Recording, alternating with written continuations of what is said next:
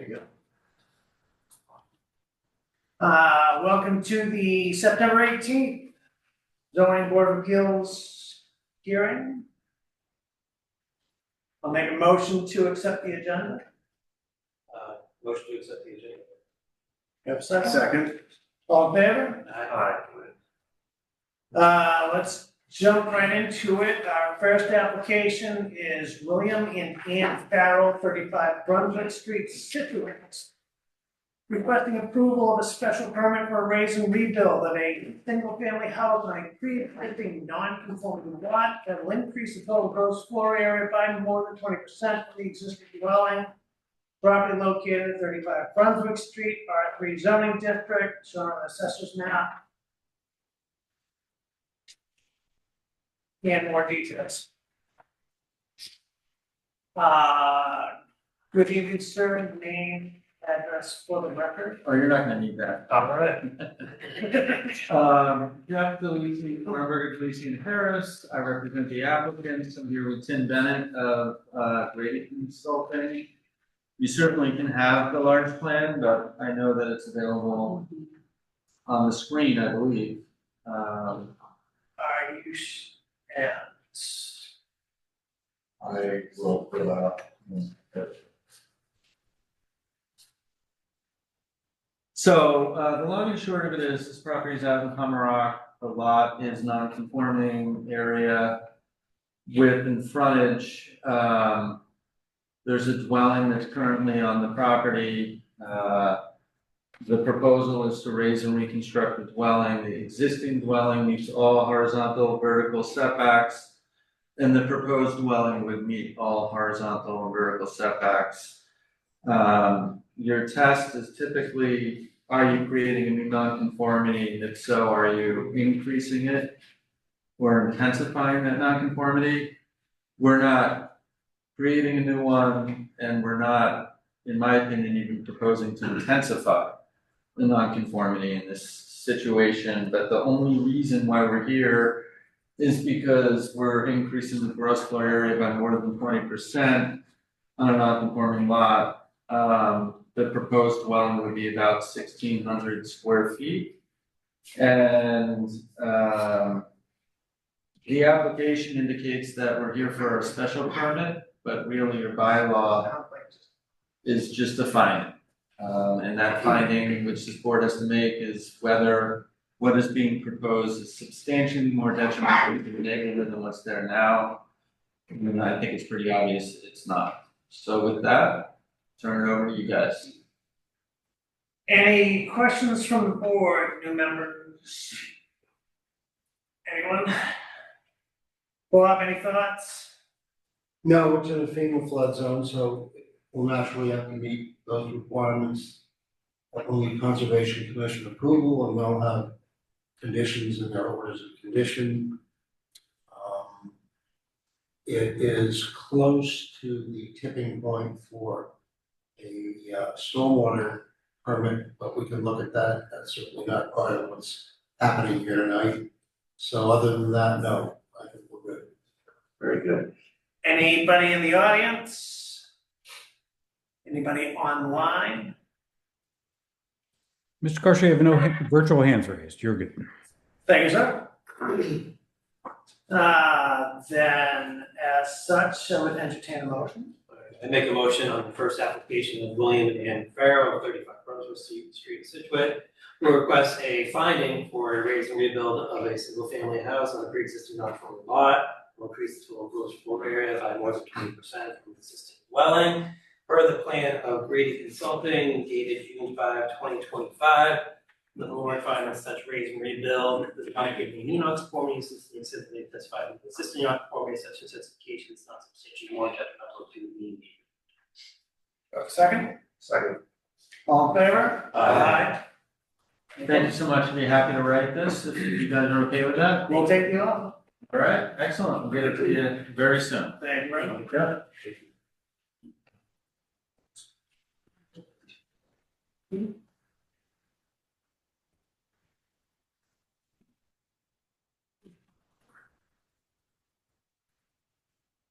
All right, for our second application, Andrew Spath, 208 Stockbridge Road, Situate, Mass. Applicant seeking approval to construct a new single-family home on a pre-existing non-conforming lot. Ask for relief from section 810, existing use of structures, relief from upland requirement and the frontage required. Property shown on assessor's map 54, block 2, lot 5.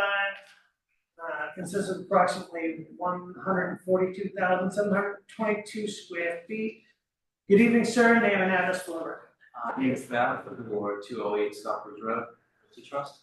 I am asking for relief to rebuild the structure at 208 Stockbridge that had burned down prior to the 4-year look-back period that is typically given without CPA.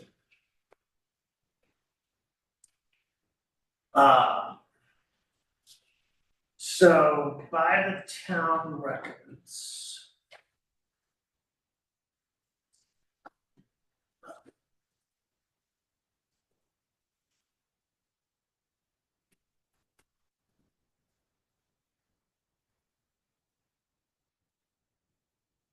According to town records, the original house was built in 1915 and burned and demolished 1986. I'm not certain, I thought it was somewhere in the 90s, but it's been a while. I have a plot plan from 86 showing the original footprint. Nothing has happened on the lot since then. In 1988, it was assessed as an unbuildable lot. It has been assessed as an unbuildable lot since 1988. It was purchased by the deed here, it's purchased in 1993 by the Pearsons with a deed that offered no promise of buildability, and then subsequently you purchased it in 22. So yes, far beyond the 4-year. I would like to point out that their sewer was run for that lot. There's a stub there, and betterment's been paid for that lot to be tied in, so see. Town for running a sewer line to an unbuildable lot. So I guess the first thing to establish is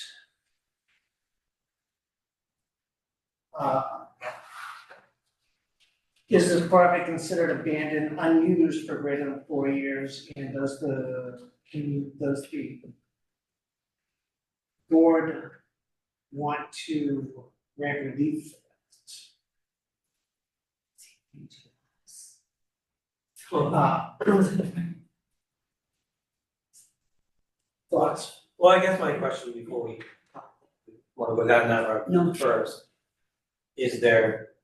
what else is going on with the lot? If we somehow found that, would there be other issues with building on this lot? The lot is in a Zone A Water Resource Protection District, and fully in the Zone A. That district itself has many restrictions. You're well within the buffer zone. So yes, it's in a Zone A Water Resource Protection District. It's by our GIS, it's mostly wetlands. Well, I would like to say that, that line has been flagged and was accepted by peer reviews for the town of Scituate. So we are outside the 50. We would be asking to work within 50 to 100, I'm sorry, to reconstruct this home, but that line has been established and documented. Not by conservation as a conversation is that. Do you have anything to show that? Yes, we actually, I'm not sure who you spoke with, but it was part of, a flagging that was done through the whole back of that parcel from 192 all the way over to 208.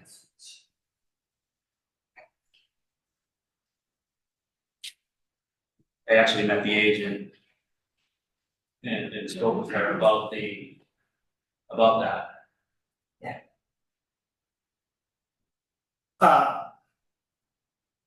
So you're looking for release, so that answer that question? Yes and no. I don't, I'm a lawyer, so I don't think anybody's word for it, you could, we could see that might help us. Okay. So, we've heard from conservation something different, but Whom did you speak with at conservation? Well, I think right on the plan that I'm looking at, which I, is the same one. Yes. The parcel is called out as 103,656 with upland area of 10,758. So that tells you how much is upland, obviously, and how much is not. Okay. Right there. That's really, I believe, the information you need to deliberate on.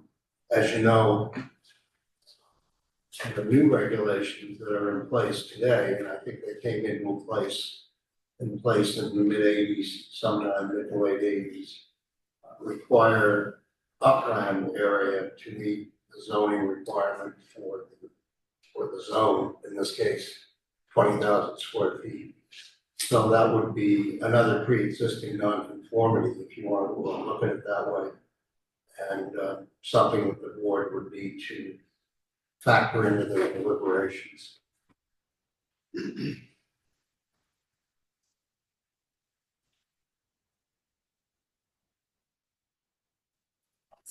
More correct than you think. no, go ahead. Anybody else on the board?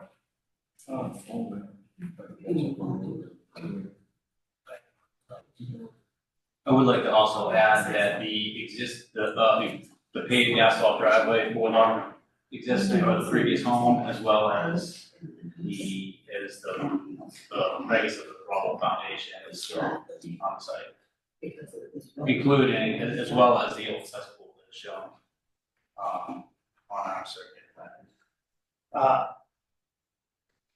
So the original home that burned in the sometime 80s or 90s. 80 to 90.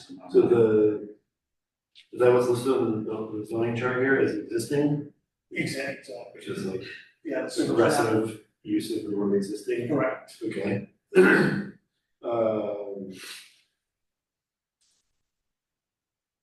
Okay. And you bought the property in 2022? Correct. Pearsons had planned to develop it, put a house there for their son. Yeah. Who had passed away, so they. So you bought it, okay. And now you're trying to put a house in. Okay.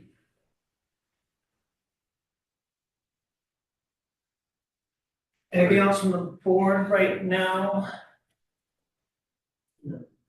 Um, Bob, do you have anything else? No further comment at this point. Anyone in the audience, and name and address for the record? Bruce, I'll take you first. Bruce, your, Bruce Arbides, 23 Gap Pasture Lane, also Chair of the Water Resource Protection, Water Resource Commission. Yeah, Chris, you mentioned it to begin with, but this lies firmly inside the Zone A.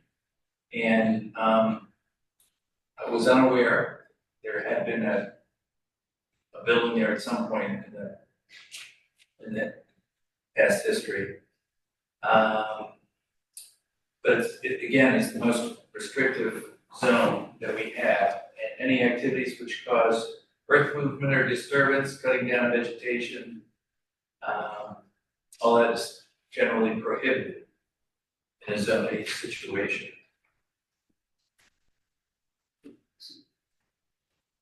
thank you. Ladies?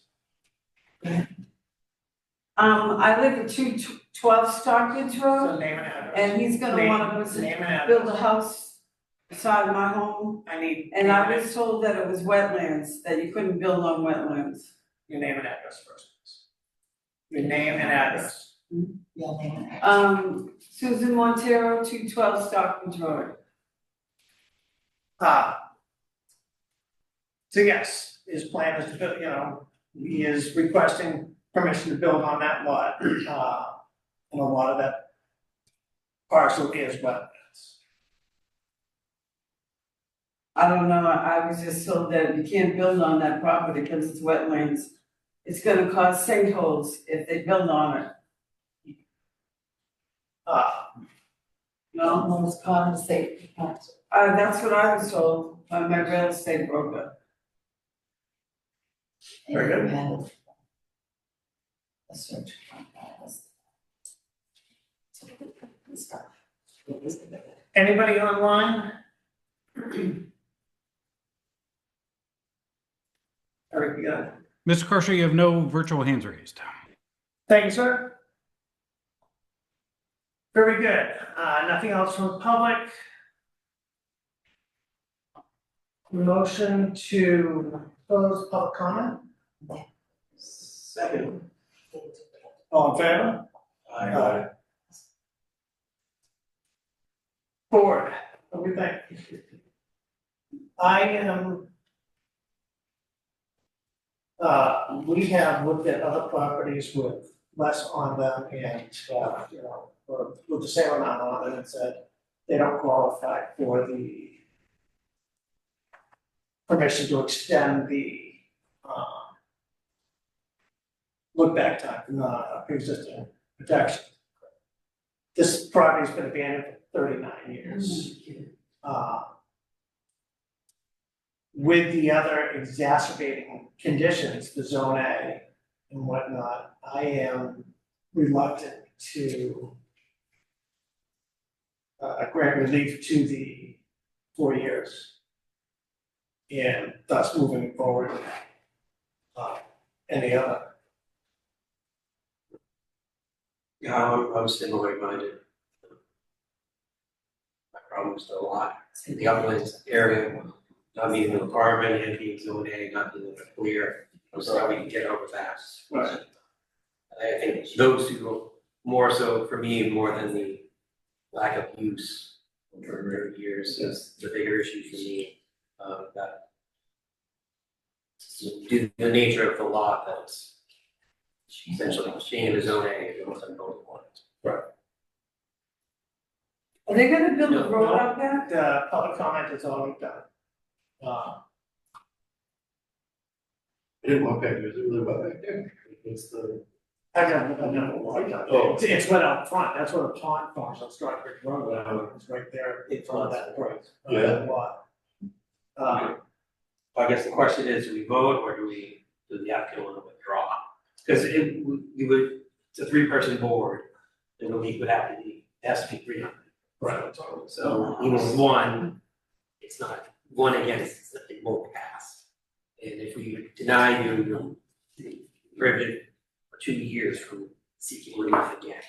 If you withdraw, when we allow you to withdraw, which I'm sure we would, then if something changes, you can come back for that 2-year period. And up to you. What would need to change, like what's? Don't know, I mean, things change all the time, I mean, zoning changes, bylaws change, things change. I don't know that anything ever would change that would change the outcome for this lot, but if it did within the next 2 years, that would be an option. I don't have nothing to indicate that anything would change, but it's just kind of. So we'll give you the option if you want to withdraw it, like he said, if some things change, you can come back within 2 years. If we issue a denial, you're prohibited from reapplying for another 2 years. The only option with the denial is you could appeal us to either land court or superior court and have a judge decide whether or not our decision is correct. That's the source of the layout for it. And understand, so basically what you're telling me is this precedent hasn't been set, that a lot like this has not been granted the building permit longer than 4 year. The one at 208 Stockbridge Road is not being granted. For that, I and other understand, I didn't say this particular lot. I said a precedent has been set for other parcels. If we did, but this parcel has the other aspect of being, in zone A and just in the upland issue, the square footage is something that, I think we have a difficult time overcoming. And again, like I say, that's the bigger reason for me rather than the lack of the 4-year back. Those coverages. Then I'll withdraw. Motion to allow applicant to withdraw his application. Do I have a second? Second. All in favor? Aye. I'm gonna respectfully recuse myself from voting on the application. Just for the record. Thank you. Thank you very much.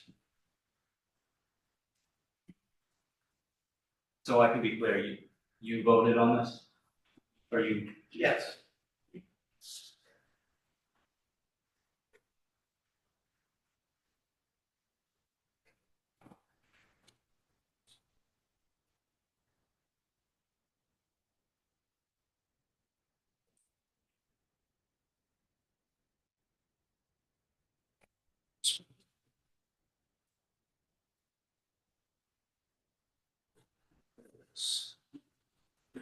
Moving on to our third application for Julie and Robert Colbert, 37 Ocean Drive, Scituate, Mass. Purpose of the application, authorize the raise and reconstruct of a single-family home under 40A and section 810.2 of the Scituate zoning bylaws.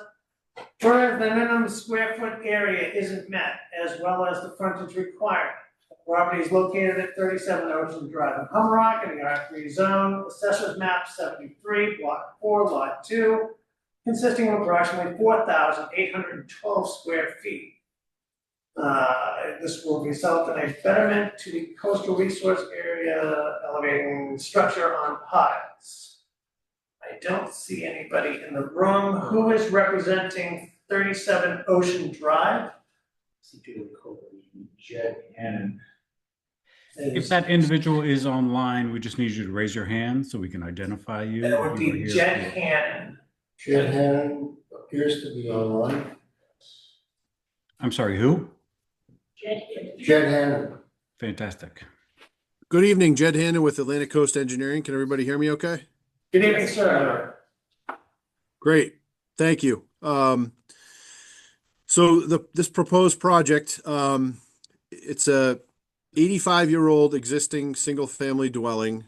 It's really at the end of its useful life. It's in the FEMA VE flood zone. We already appeared before Scituate Conservation Commission. They approved it. We received orders of condition, and those have been recorded. This is filed under Mass General Law, Chapter 40A and Section 810.2 of the Scituate zoning bylaws. What we're proposing to do, as you can see on the site plan, is to demo the existing house, drive a new wood pile supported foundation, as well as replace the existing Title V septic, which has already been reviewed and approved by the Board of Health. I did share with town staff the proposed architectural plans, and that would obviously be constructed after the pile supported foundation plan is installed. In terms of zoning, I mean, you pretty much covered it, but it's pre-existing, non-conforming in terms of lot size. They don't meet the 10,000 square foot lot size. It's 4,812. We are not proposing any further non-conformities from what's existing. The proposed house is very much in keeping with the character of the neighborhood. We have done as much as we can to minimize impervious, which conservation signed off on. Really a pretty straightforward project, and I'd be happy to answer any questions you may have. Thank you. Jed, do you have a gross floor area calculation? You did a square footage of the footprint. Do you have a floor area calculation? I'm sure I can pull it up on the architectural plans. If you, Nothing give you me a need to minute. do, nothing you need to do in the immediate, but can you get that to us? The existing and, the proposed new and the percent change. Absolutely. Thank you. Any questions from the board? No. Bob, you got anything?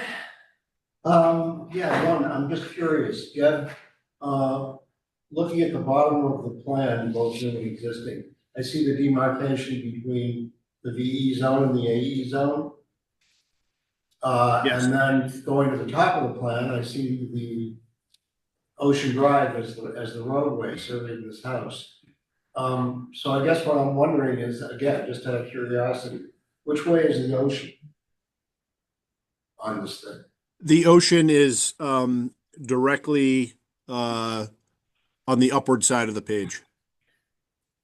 So it's across Ocean Drive. It's across Ocean Drive, exactly. Yep.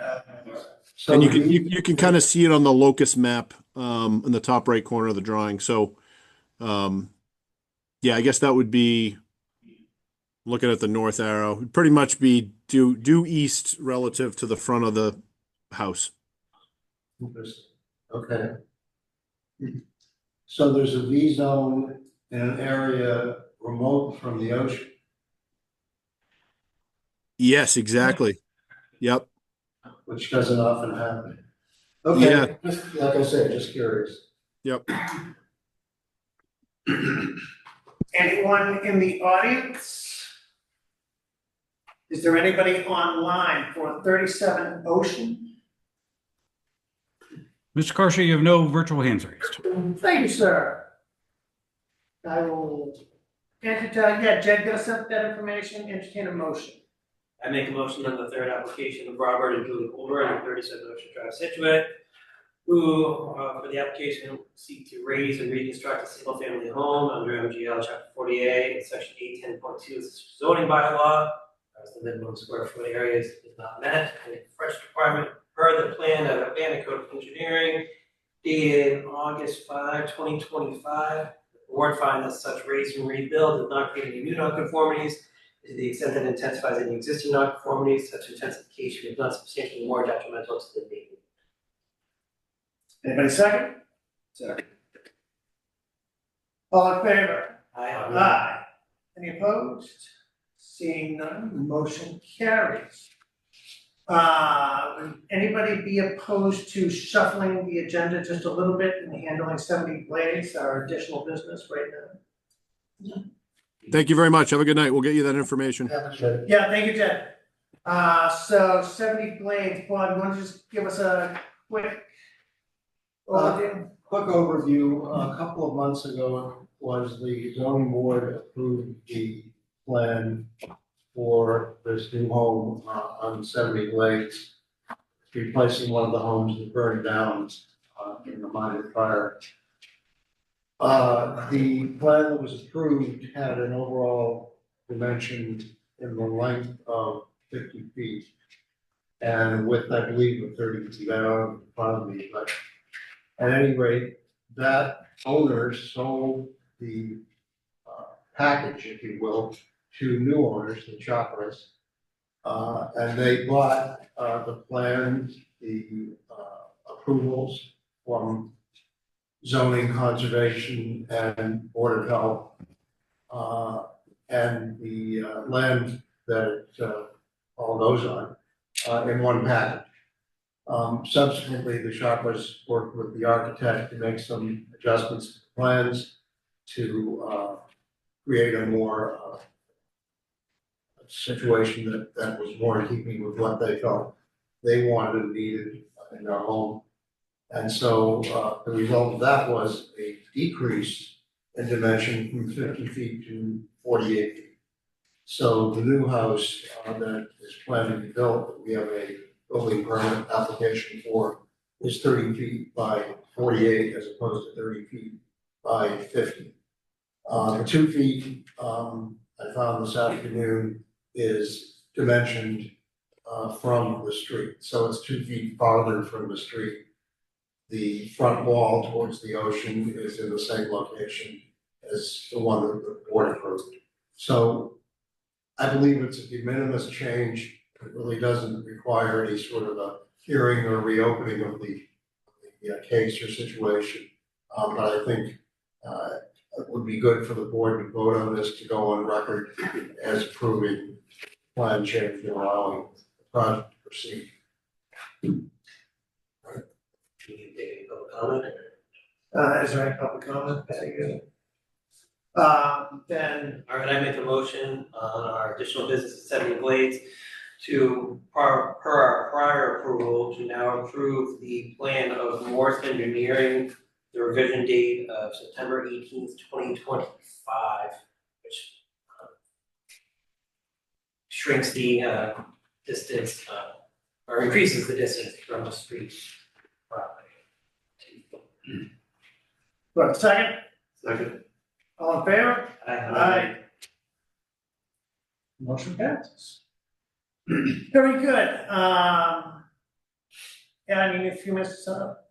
Good, I need a few minutes to set up too. You made a lot of paperwork. But the rest of the night is yours. We can go home all based on how long Adam takes. Eric, if I put this. We skipped one, no, 21, 25. Continue.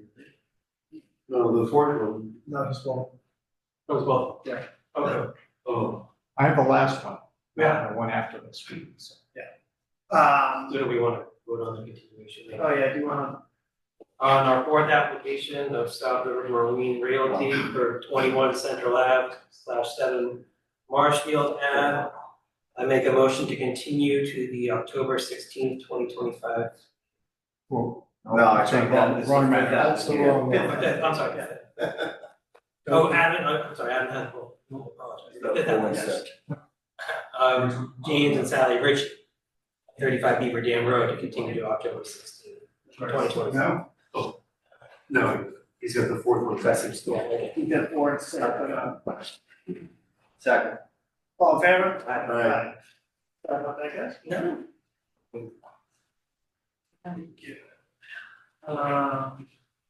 Still. We're starting with 21. Yeah.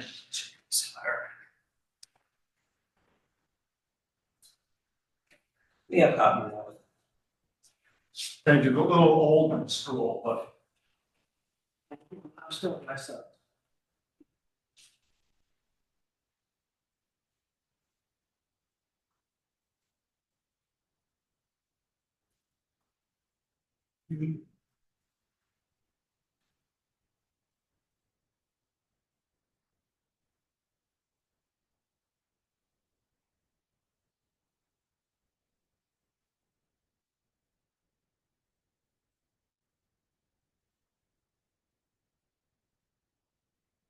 You know how many emails went back and forth to that? And not just you, just in general.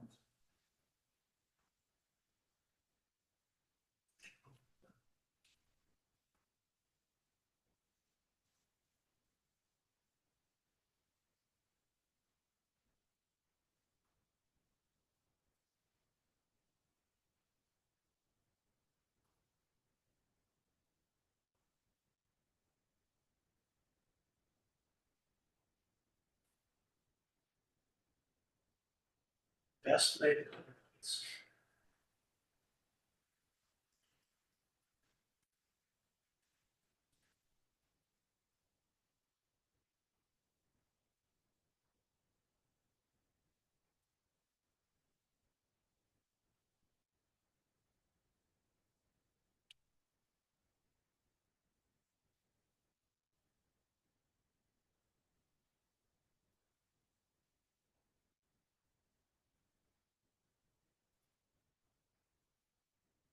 All right, back at it.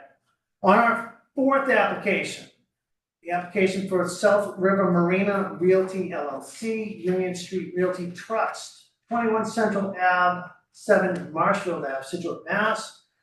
The applicant requests a special permit pursuant to section 470.6E. In the alternative, issue a finding pursuant to section 820 of the zoning bylaw. Property located at 21 Central, 7 Marshfield, 21 Central Ave, 7 Marshfield Ave in Humrock, and is shown on Assessor's Map 72, Block 19, Lot 5, Map 72, Block 19, Lot 3-0B, and consists of approximately 76,211 square feet. Applicant proposes to combine the parcels, maintain the existing marina use, maintain but reduce in size the existing boatyard repair use, and construct 10 new residential townhouses. Name and address for the record. Good evening, my name is Adam Brodsky. I'm a local land use and environmental lawyer, and I represent the applicants South River Marina Realty LLC. South River owns 21 Central Avenue parcel, and I also represent Union Street Realty Trust LLC, which owns 7 Marshfield Avenue. And you should know that Ken Duval and Scott Herzog, who are the managers of both LLCs, are here this evening. May I proceed? You may, in brevity. Chair Crouch, I will try and be brief. This is complicated, but I'll do my best to explain the key points.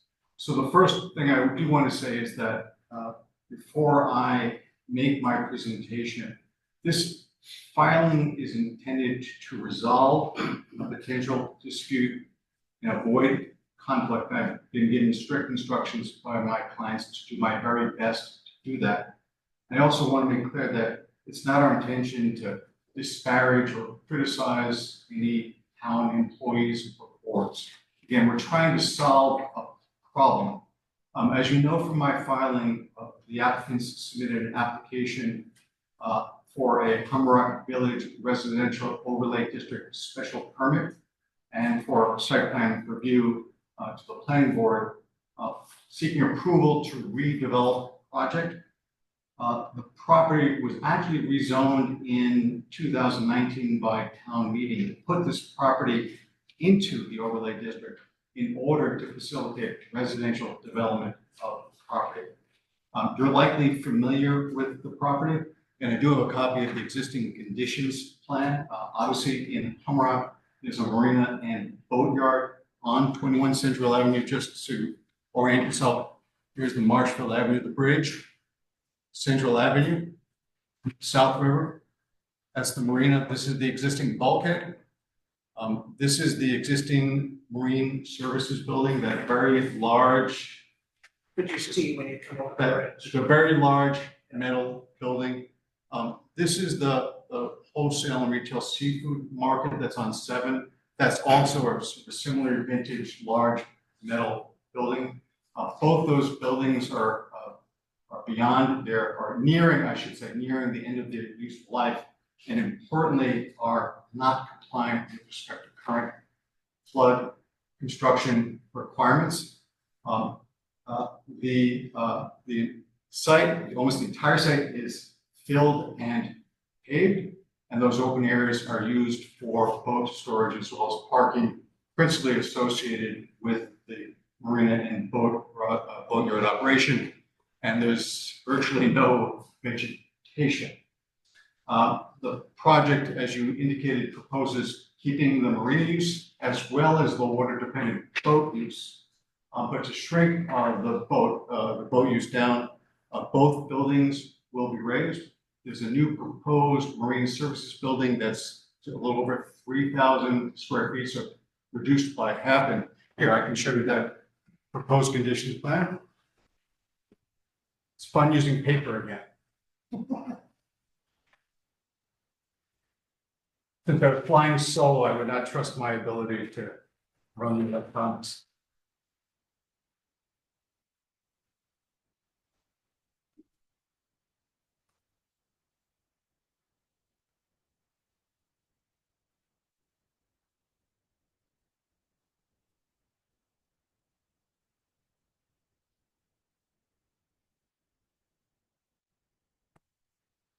So the key elements are the 2 large existing metal buildings are gone.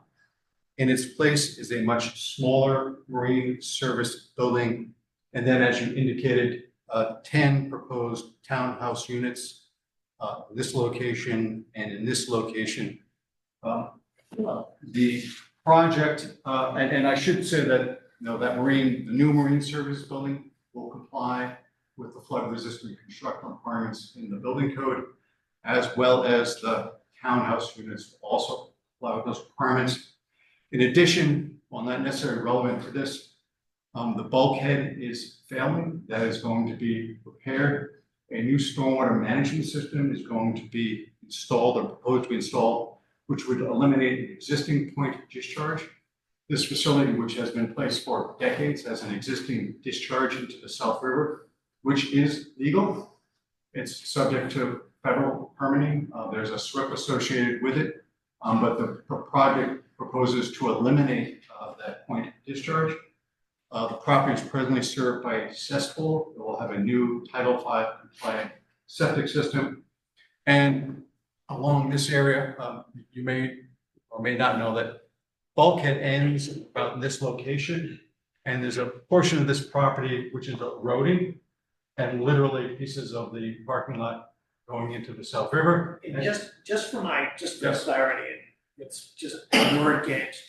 Bulkhead is seawall, correct? It's not technically a seawall, it's a But driven it's- pile. It's a combination of, Yeah. it's Alright. very old, it's large. It's the wall, stones. you see along It's the the edge. wall along that's correct. And in this area, proposing an environmental restoration of that, it's a soft measure solution that will stabilize and revegetate this area and prevent further erosion of the property. The project is exactly what was intended by town meeting when they put this property within the overlay district. And similarly, we're maintaining a water dependent use. Towns have expressed an interest to have, continue to have marine uses. The project overall is a dramatic improvement in terms of environmental benefit, environmental protection. Now, what complicates this project? So, it's basically one commercial building and 10 residential units. What complicates the project is we have overlapping regulatory programs. We have various FEMA floodplains. We have various wetland resource areas. As a result of that, we have a pending file in front of the Conservation Commission. Because this project would trigger a state permit, we were asked by the Planning Board and the Conservation Commission to go to MEPA.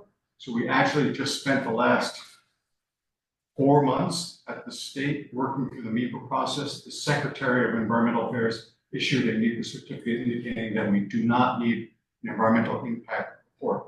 And so it's been vetted already at the state level. But because of all those overlapping regulatory programs, relatively straightforward project is admittedly complicated.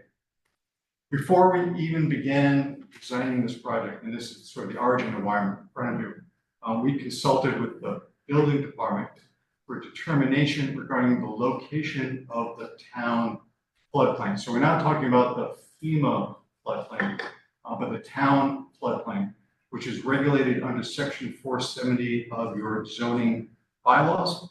That bylaw relates to the town floodplain and watershed protection district. We're not in the watershed protection district. The question has to do with the town floodplain. This was adopted circa 1972. And the location of the town floodplain is determined with reference to a 1972 town map.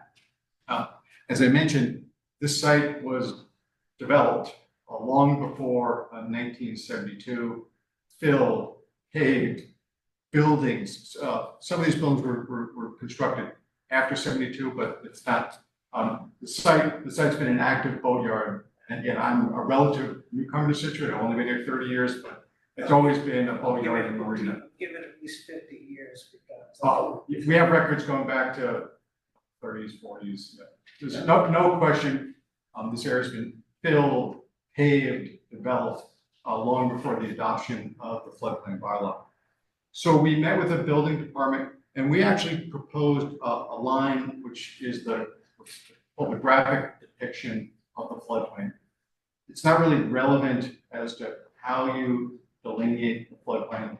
It was a line in the, sort of the middle of the site based upon, you take the 1972 plan, you georeference it, you overlay it onto the current state plane coordinates, and you come up with a line.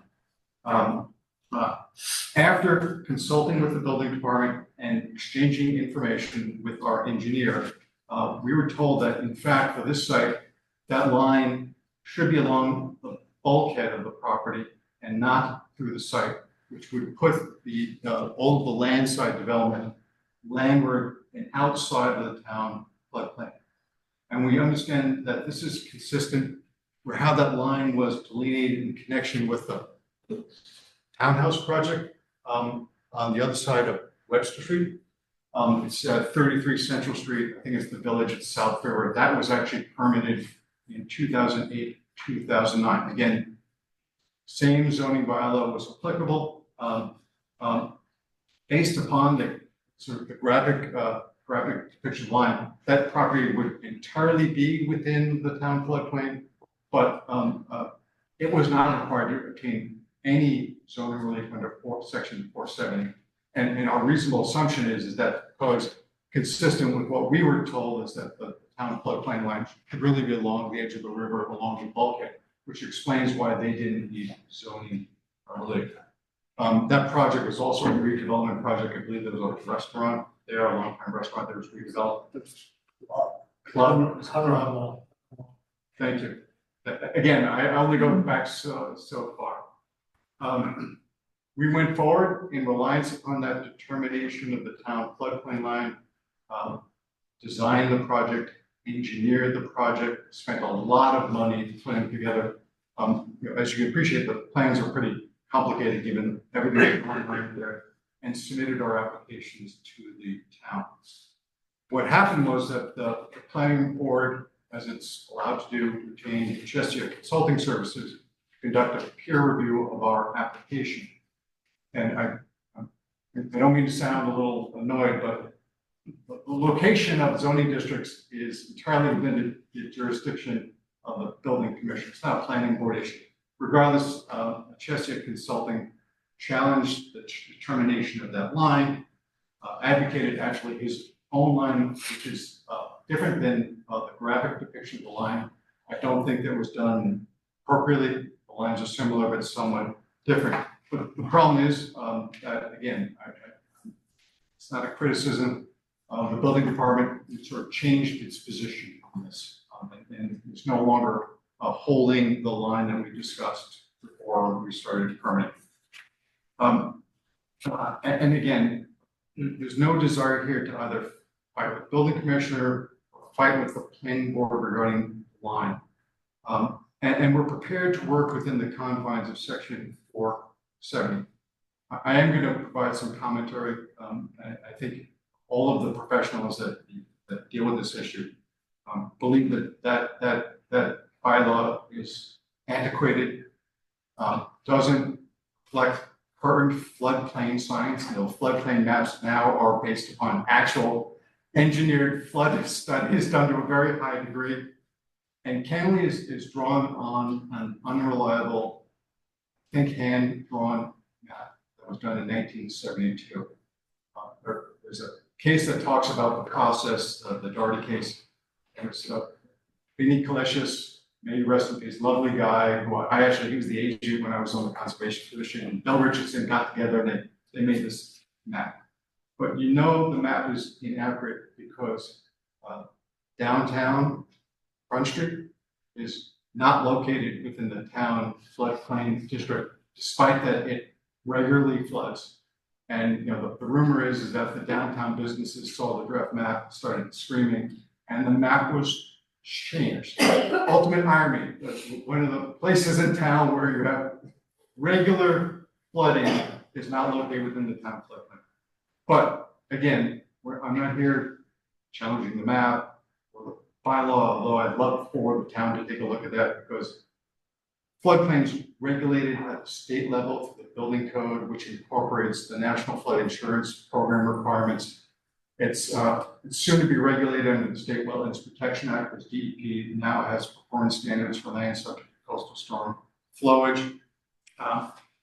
It's regulated at the local level by the wetlands bylaw, and having this old bylaw doesn't serve any function except to be used in modern times to stop projects.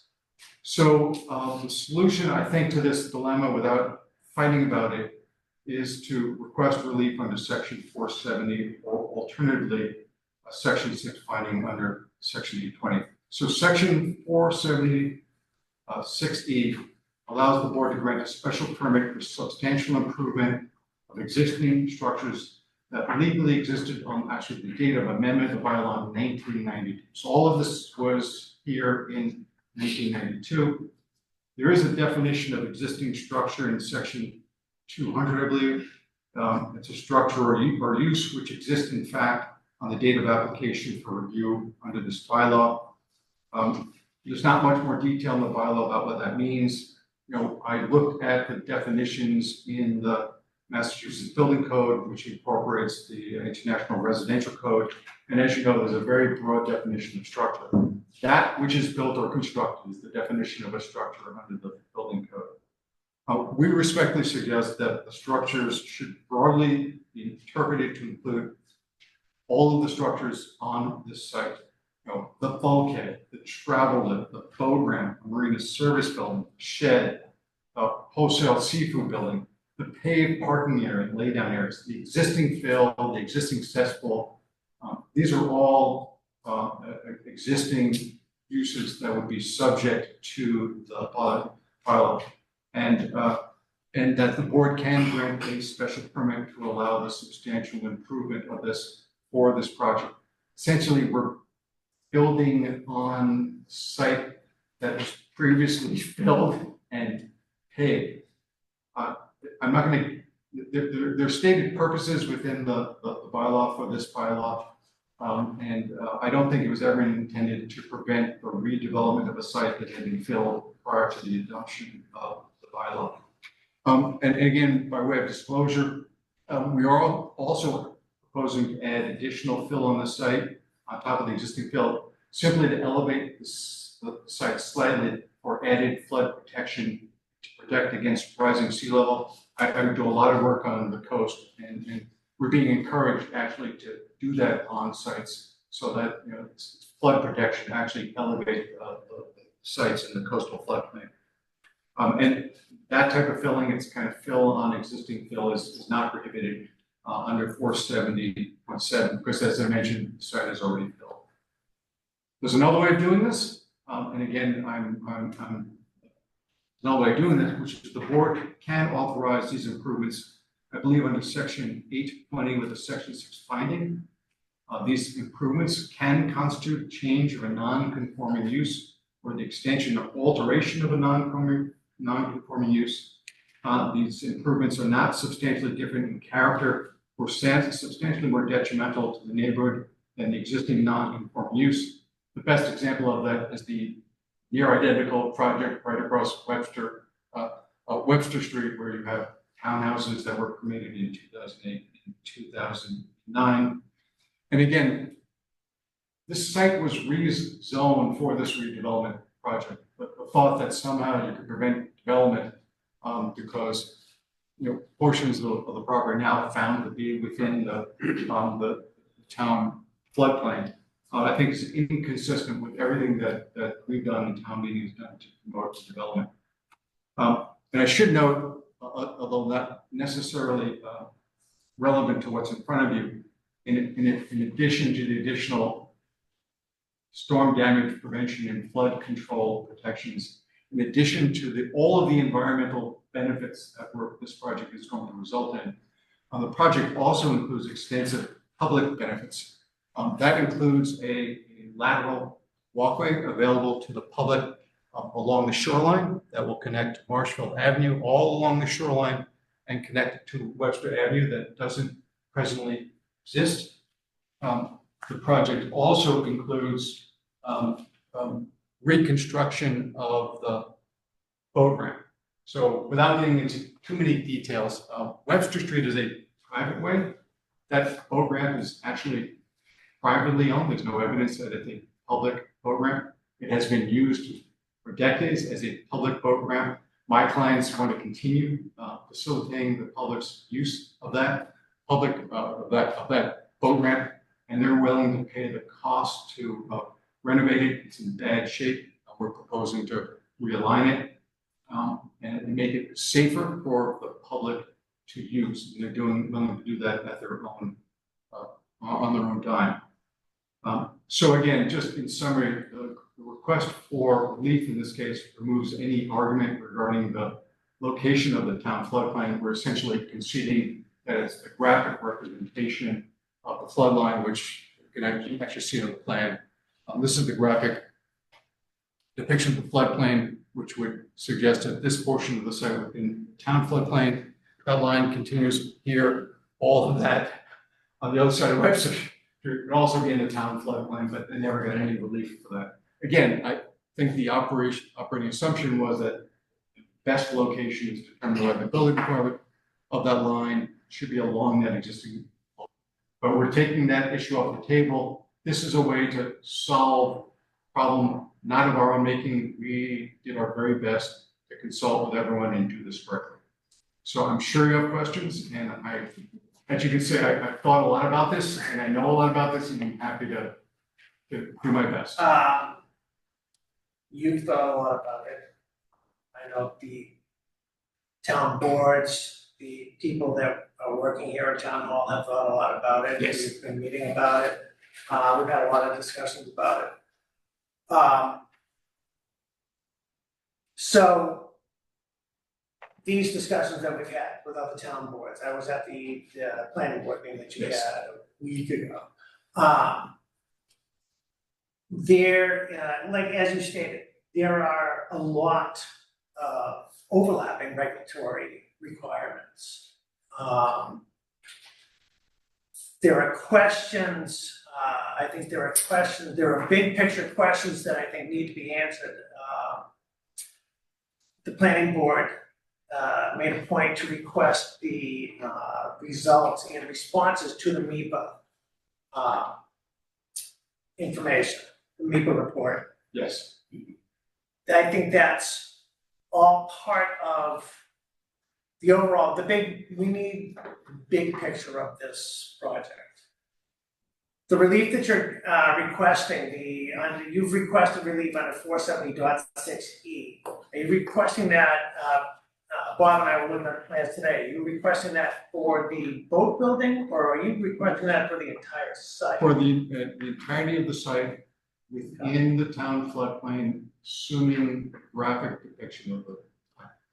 And so you know, we're happy to prepare the responses that information, but your mission, you choose to take, is much narrower than that. So the issue I expect this to get in front of you is already entitled to a special permit to substantially improve existing uses within the town floodplain. Not whether the marine service building complies with the Massachusetts building code, not whether the site contains coastal dune.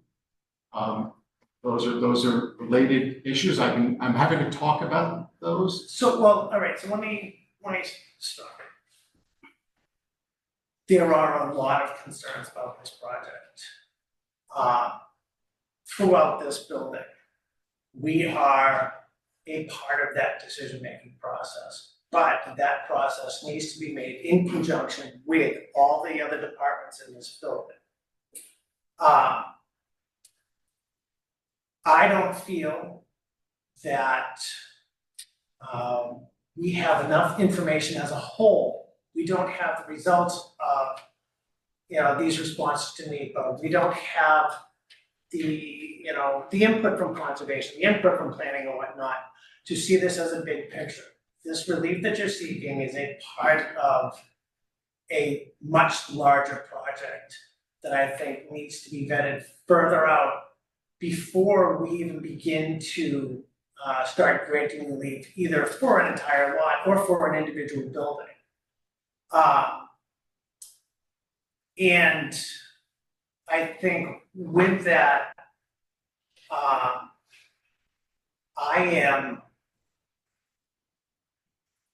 not going to make any decisions right now regarding this project. I appreciate the information. We appreciate why you've come in here.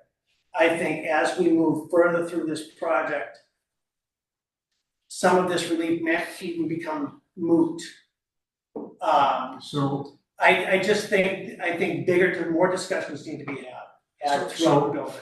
I have no expectation that this board would close the public hearing tonight and issue either a special permit or section 6 planning. Having said that, there's a problem that's going on, which is you've got planning board meddling in conservation issues.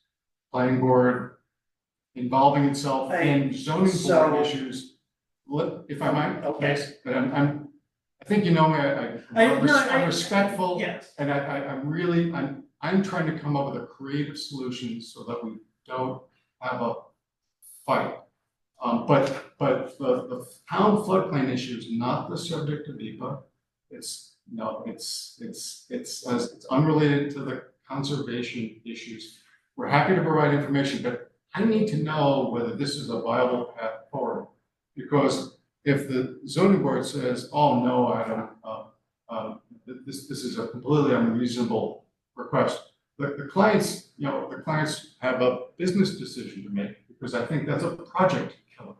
Because if the town's position is going to be that that these are structured, they're going to treat this as an undeveloped site, and the current view of this zoning bylaw is to prohibit new construction in the town floodplain.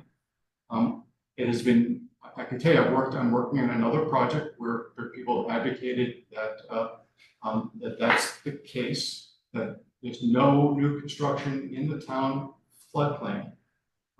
The only exception within the town floodplain, I'm talking about residential development. So under your floodplain bylaw, there are permitted uses.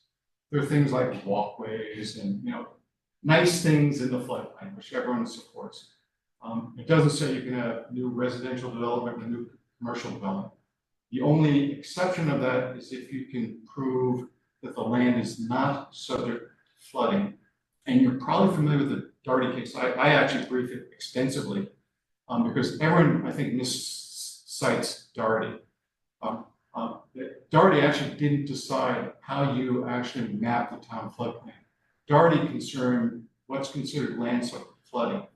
And so an entirely different holding, and the plaintiff in that was trying to develop an undeveloped lot and claiming that they could prove that a portion of the lot was not subject to flooding because it was outside of the FEMA floodplain. And the appeals court said, no, that's not what that means. They were trying to use sort of modern floodplain mapping that said, you're in the flood town, and everyone conceded in that case that they were in the town floodplain. And so the appeals court said, no, that's not a good reason. It's subject to flooding based upon the application of the map. This site is subject to flooding. We have 2 FEMA floodplains. We're in 2 different AE zones. But you're actually allowed to construct projects in AE zones, provided you meet the flood resistant construction requirements. Just one time. Right, happens all the time. And so this project is designed, it gets a little complicated. I can talk about coastal dune, that's not an issue before the board. But as I said, a strict reading of this antiquated stormwater bylaw applied to this project could be used to say that you can't have any new construction on a site that's been previously developed, which would kill the project because if you kill the residential, there's not enough money in this project to support the other redevelopment. Now, I mean, yes. In the conversations that I've been involved with in this building regarding this project, nobody is saying we don't want it to happen. We're just saying there's a lot to this project, and this is a very small part of it. Yes. And this board wants more information. This board needs more information regarding the entire viability of the whole project before we start granting relief for small parts of it. I don't wanna be part of a system where one board approves one thing and, it harms, it makes more difficult than other, boards to, ability to make a decision. We have decided as a building that we're gonna work on this together and nobody, we need more information before this happens. If you can give I me a list, am- please, of the specific information you're looking for. I mean, happy to give you responses to NEPA comments, has nothing whatsoever to do with the town plan. Nothing, As I- nothing, as nothing As in I've, NEPA. as I've said, we are not in a position, we don't have nearly enough information to even, I think, start discussing the details that need to be discussed before we get further information from the other committees in this building. That being said, Bob, do you wanna add anything to that? No. Does the board have any thoughts right now? Gut reactions or anything? To answer Adam's question, I'm one man, I'm one vote, I reserve the right to change my mind, but to answer your question, Pat, is this a non-starter, or are you going down a road wasting your time? From my position, no, you're not. Again, see what comes in, but as I sit here now, I don't have it. I don't think you're going down a road of no recovery here, I don't think Chris is saying the same No, thing. I like the project, I like where this project is going, I want to work, but I wanna work with you, but I need to work with everybody in the building too. And we have, as a building have said, let's work together on this project and get this done right. All right? I'm asking for, let's get the planning board the information that they want, let's get conservation on board and get them rolling and whatnot, so we can all come back and say, what information do we need Adam to bring us? Once you've spilled out, they've got different questions that we all want on the table first, is all we're saying. I appreciate the introduction to the project tonight. The board is now aware of the project. But I don't think we're not ready to make any kind of decision. Again, that was never my expectation. This is like as I said, this is we have a couple of threshold issues, right? That we did not anticipate. Again, we did our best to daylight this issue early on. Right. There are a couple of other potential limiting issues that arose, again, despite our best efforts to address them up front. And we're just trying to knock them off because the clients have invested a great deal of time and money from pushing this forward. I can't imagine what the NEPA process costs. I think if you work with us, as a building, this will go pretty smoothly. Like I said, the meetings that I've been involved in, nobody is opposed to this project, but there's so much detail involved with it, and I mean, it's a learning process for me, when you get into these things, all the detail that goes into this stuff, and I mean, everybody on the board here is young in this stuff. So there's a lot of information that, we need to absorb, from outside, more than what you're presenting here. We need the input from planning, we need the input from conservation, we need the input, just all the information. Do you, Pete, you have anything? Out of curiosity, will there be retail on the site in addition to the No, just residential? the townhouses in the marine service building. That essentially we're shrinking the existing boatyard operation. They'll continue to be boatyard repair. There has been a question where the fish market is going.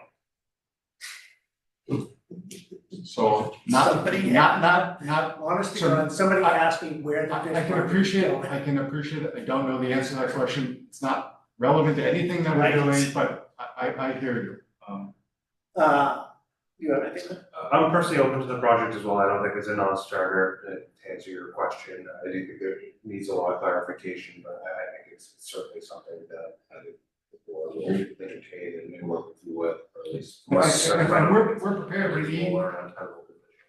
Thank you, Mr. Chair. So- We continue to be prepared to meet with the town. Right. I know there have been meetings, we haven't been invited to those meetings. It kind of feels a little bit unusual. So I'm publicly stating that, as we've always been, we're prepared to sit down with, obviously in compliance with the open meeting law. Any of the board departments, any representative of the boards, in order to provide additional information regarding this. So include us in the process. No, and it was I think some of this is, might be, inventing, just this building is, starting to work better together, over the past few years. And this is, gonna be a good project this is a huge project. This is a major project.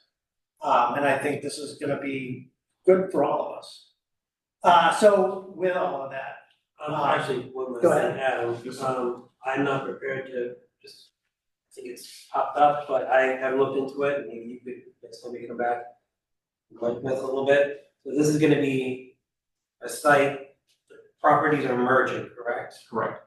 And then it's gonna have a residential and commercial. Correct. On one site.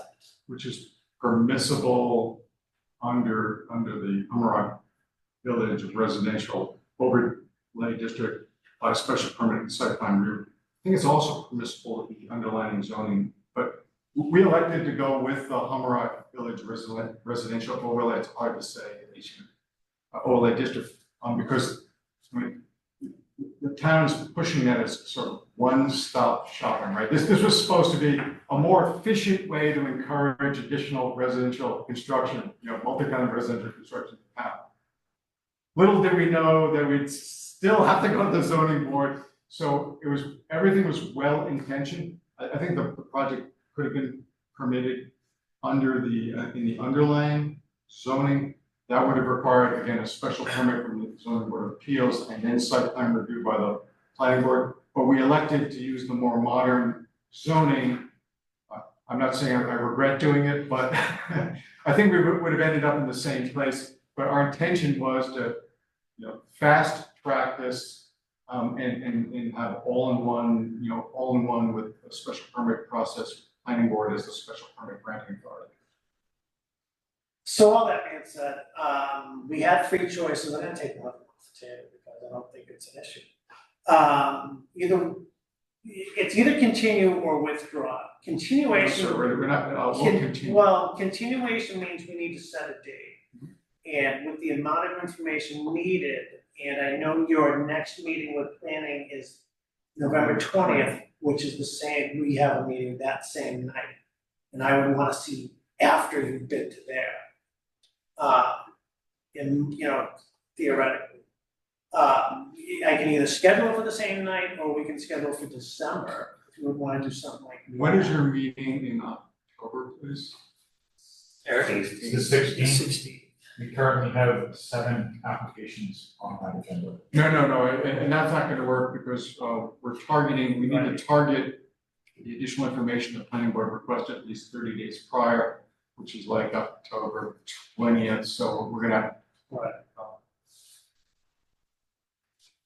And that's why I threw out the withdrawal too, either withdraw and then reapply. So the continuation can continue too far. I would rather not withdraw. We've gone through all the trouble and the expense of doing this. Right. So your meeting in December is when, please? Eric, you got that? On the 2nd. 22nd. It is 27th. 18th. The 18th. There, that sounds fine. December 18th? That work out? Yeah, again, you're also meeting on the 20th. I'd love to see you in November November. 20th, yes. You'll probably be in front of us for something. Just recently, that come and go, And, You want November or December? yeah, no, the problem is I can't be 2 I know. places at once, Right, you're well- running your meeting. need to be on Zoom. I was gonna say, we were tossing, Bob and I were tossing around the idea of, do we combine a meeting with planning? I don't know how well that would go. That might get a little chaotic. It might get a little chaotic, only because we both have other issues to deal Well, with. we've got agendas that Yeah. are complementary, but they're not the same. What time's the planning board? I think 7:30, Yeah, this planning board kicks off at 6:30. is it 6:30? No, I and guess I, they've changed it. I don't know, I can't remember which Excuse me. time you, which one, Uh, I think it was 7:30. You can put them on. The voice plan for them. yeah. From these one over there, that It's gonna be awesome. I think it's gonna be easier, I think, the way this is gonna play out, I think it's gonna be easier for them to get the results from planning first. I get why that was. Yeah. Excuse me, so, December 18th is. All right, I make a motion to continue the fourth application, to December 18th. Yeah, second. All in favor? Aye. Thank Thank you. you very much. Thank you.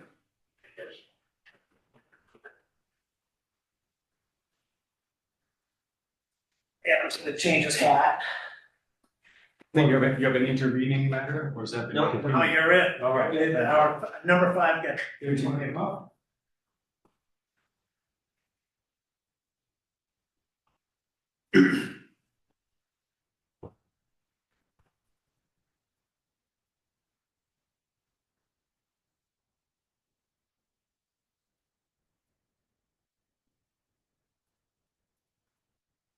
So, on our 6th application, this is a continuance from our 21 August 2025 hearing. 3A Service Station Corporation, 32 Fairview Ave, Scituate, on behalf of Edward H. Scasolone, the Edward H. Scasolone Trust, appeals to notice a violation dated April 1, 2025, Mass General Law 48, Section 8 and Section 920.2 of the Town of Scituate zoning bylaw. In a request of Section 6 findings, special permit pursuant to Mass General Law 40, Section 6 and Section 820 of the Town of Scituate zoning bylaw. Subject property is located 781 Chief Justice Bishop Highway, Scituate. So, at our last meeting, we closed public comment. We are down to deliberation among the board regarding the notice of violation and how to move forward. And,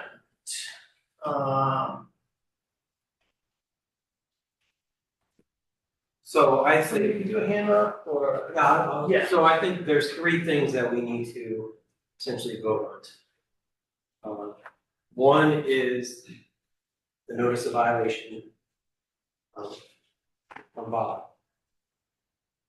The other two, so essentially if we vote on them, would make Bob's the appeal essentially dismissed or granted, or however we want to phrase it, if we granted the relief sought by applicant.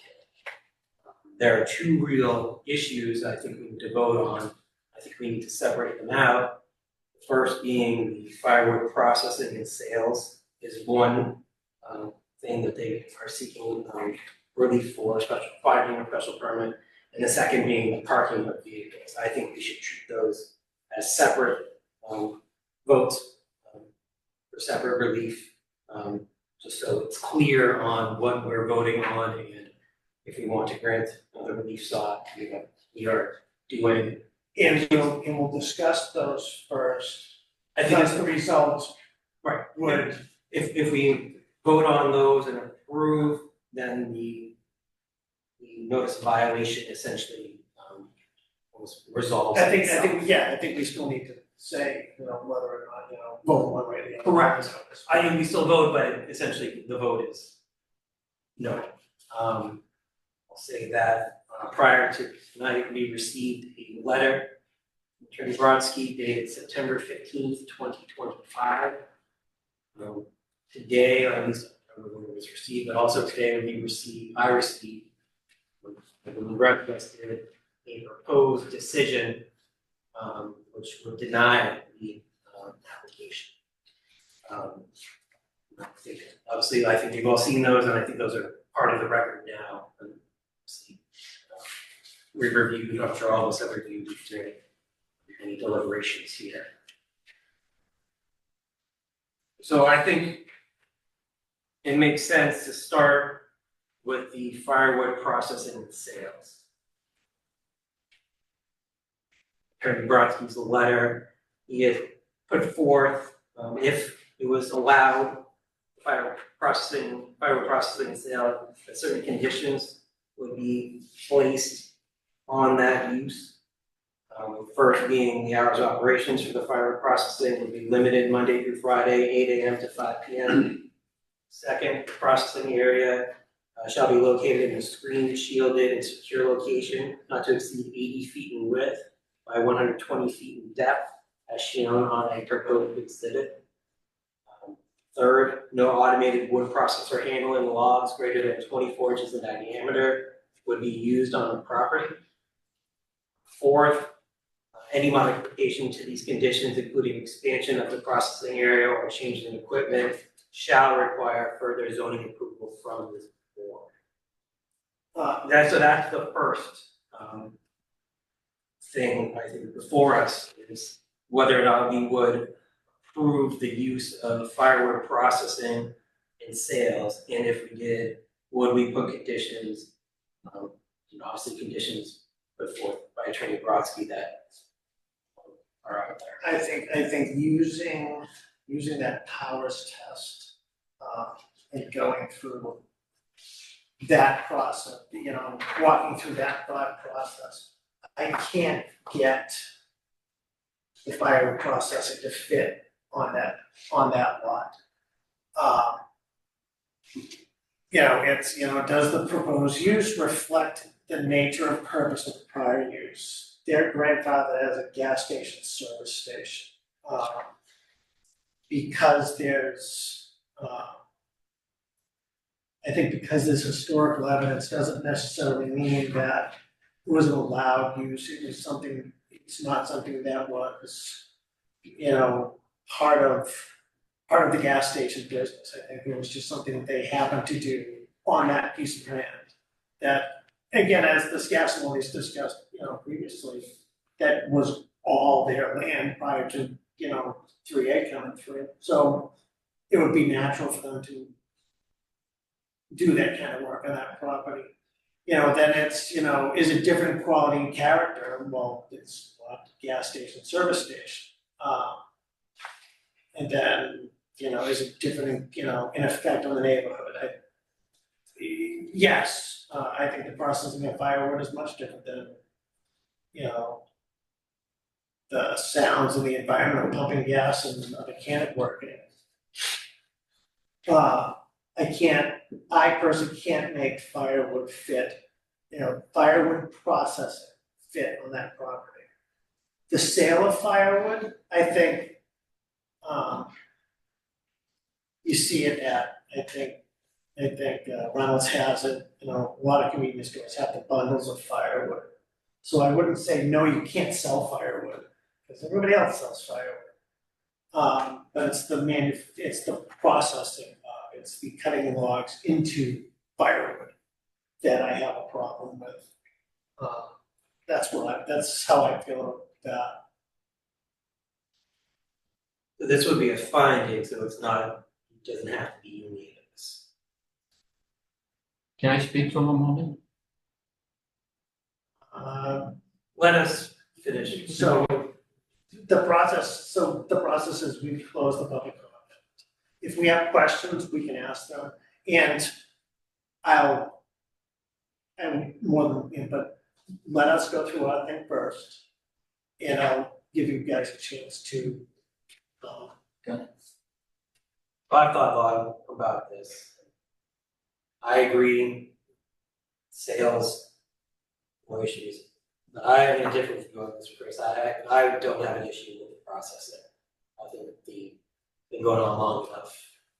And I don't think it's, knowing that lot, I don't think it's detrimental to the character of the neighborhood. I think it's, Most of it happens behind the fence too, from what I get. All of it happens. And the sale is obviously more street side, public facing available. It's that one kiosk that they Correct. have, and most of, and that's a small part of the sales, right? Most of that is delivery or, Both. yeah.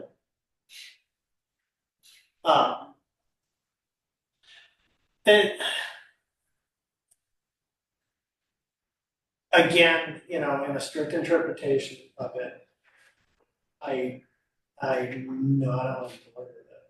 I think, you know, our zoning bylaw doesn't allow this in a residential zone. They were grandfathered as a gas station, service station.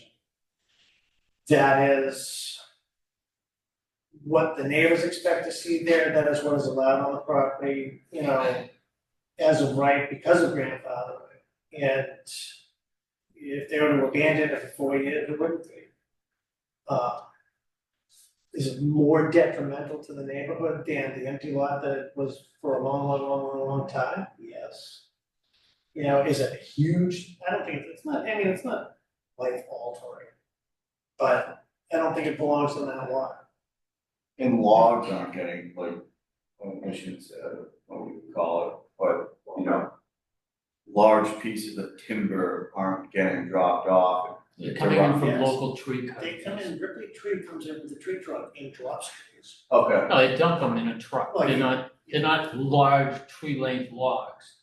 They're like A1 tree, they're all local tree companies that have to get rid of the wood somewhere, and this gives them an option to reuse the wood as opposed to dump it. Sure, Carter, at the appropriate time, if appropriate, I'm happy to speak.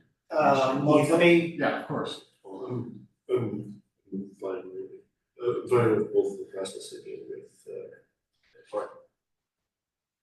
Matt, I'm considering the uniqueness of the property and the size of it. I think we had a lot of discussion last time about the safety of these uses, but because of the size of the property and how far back it is, I don't see it as it being setting precedent where other gas stations are going to be able to do something similar minded because the property is so expansive. So I'm somewhere in the middle at this point because I can see how this property specifically pertains to having another use that could be safe on the property, but I agree that it was never zoned for that purpose. It was grandfathered for that purpose. It's in a residential area, so I see that side of it as well. Or at least as it relates to the wood. I think the sale of wood, I think we're all in agreement that happens regularly at gas station. I don't think that's a problem, it's really just the bottom. I'd say this is like some amount of activity, not sure when it started, not sure exactly what the nature and magnitude of it is. Clearly the gas station was there and his grandfather, right? And so this is like a sort of an ambiguous activity, right? It wasn't covered by the sort of, and the amount of documents that we've generated here, right? The whole case is like, you know, it's pretty fuzzy, right? So I actually see this as like an opportunity for us to sort of snap a clear line and say like, this is what's allowed, this is what's not allowed. And, you know, I think, you know, I'm sensitive to the fact that this is a residential zone, I'm sensitive to the fact that this is the only sort of commercial use on that side of 3A. I'm generally predisposed to say that we shouldn't have any more development on that side of 3A, so like as long as we snap a line here in this case, and then, you know, and then that sort of clears up an ambiguity that's been sort of floating around this property for a pretty long time. Seems like a good outcome in this case. So I think at this point then we have two separate votes on this first one. One being firewood sales, vote on firewood processing. Could we do, and I was just out of curiosity, and it might be something that we might need there, but like when we use the word processing, I would want a better understanding as part of the decision that sound heavy manufacturing when I say process. To what extent what is the wood that they're receiving and what are these methods to get it down to that sellable unit that they're, putting to stick. The conditions that, laid out in his letter, I actually thought really seemed pretty reasonable to me, both through the hours and describing the nature of the process. Well, I mean, he did tell us that the current firewood processing runs from 9 to 12, and now we're expanding that to 8 to 5. It's fair, fair.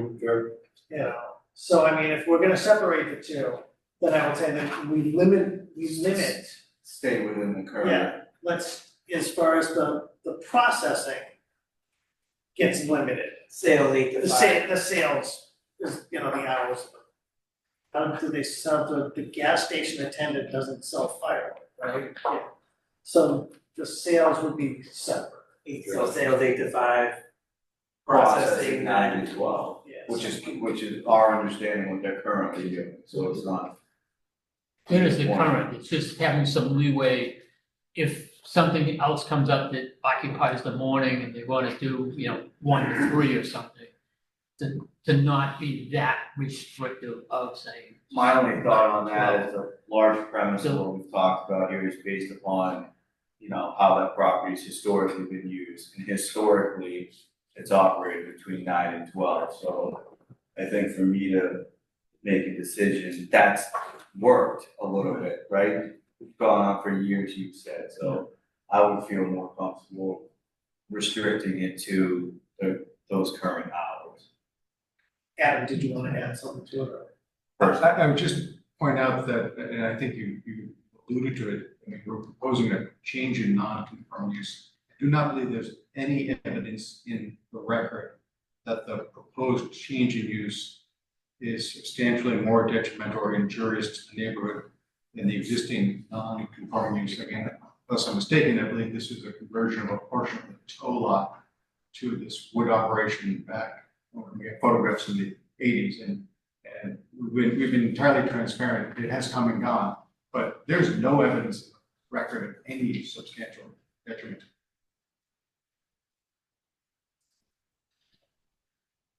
So I think at this point, why don't we start with sales? So I would make a motion on the. Do we need to just do stuff above on the firming the? I think that gets to the end. Yeah. After we vote on all of these, depending on how it comes out, whether or not the notice violation Well, is that's still. open to trying on this general discussion, or is that? I really, I'm leaving it to the board. Chris and I have talked a lot about this over the last few weeks, actually. Yeah. Can I clear up the point I was trying to make earlier is, you're going back to the gas station. There was a store there in 1934, predates the gas station, predates Route 3A and everything. That store processed wood because it heated the store with wood and sold wood. And it's been processed all along. So it's not just the gas station and the store. So the processing may not be germane to selling fuel for gas, but it has been part of the grandfathered process that was abandoned for more than 4 years. We're not arguing that point. But that's kind of the basis of where I'm coming. This isn't something new, and it's not just the gas station on the property. It's a gas station and a store there. And the processing has been going on since the store was built, because both buildings that were there were both heated with the wood and sold the wood. And the wood was initially harvested on the property, then shipped in later on. If you're worried about the size of the operation, we could limit the log length to 10, nothing comes in over 10 feet long. Not huge trees or anything like that. Start with sales. Yeah, so I make a motion on the 6th application, 3A Service Center Corporation, 32 Fairway Ave, who requests a section 6 finding, special permit pursuant to MGL chapter 40, section 6, and section 820 of Town of Scituate zoning bylaw, that they be allowed to sell firewood at the property. With the conditions that the hours of operation, be limited, be 8 AM to 5 PM. I don't think we wanna put necessarily a day of the week. No. And that any modification to these conditions, that condition, shall require further zoning approval by this. Do I have a second? Second.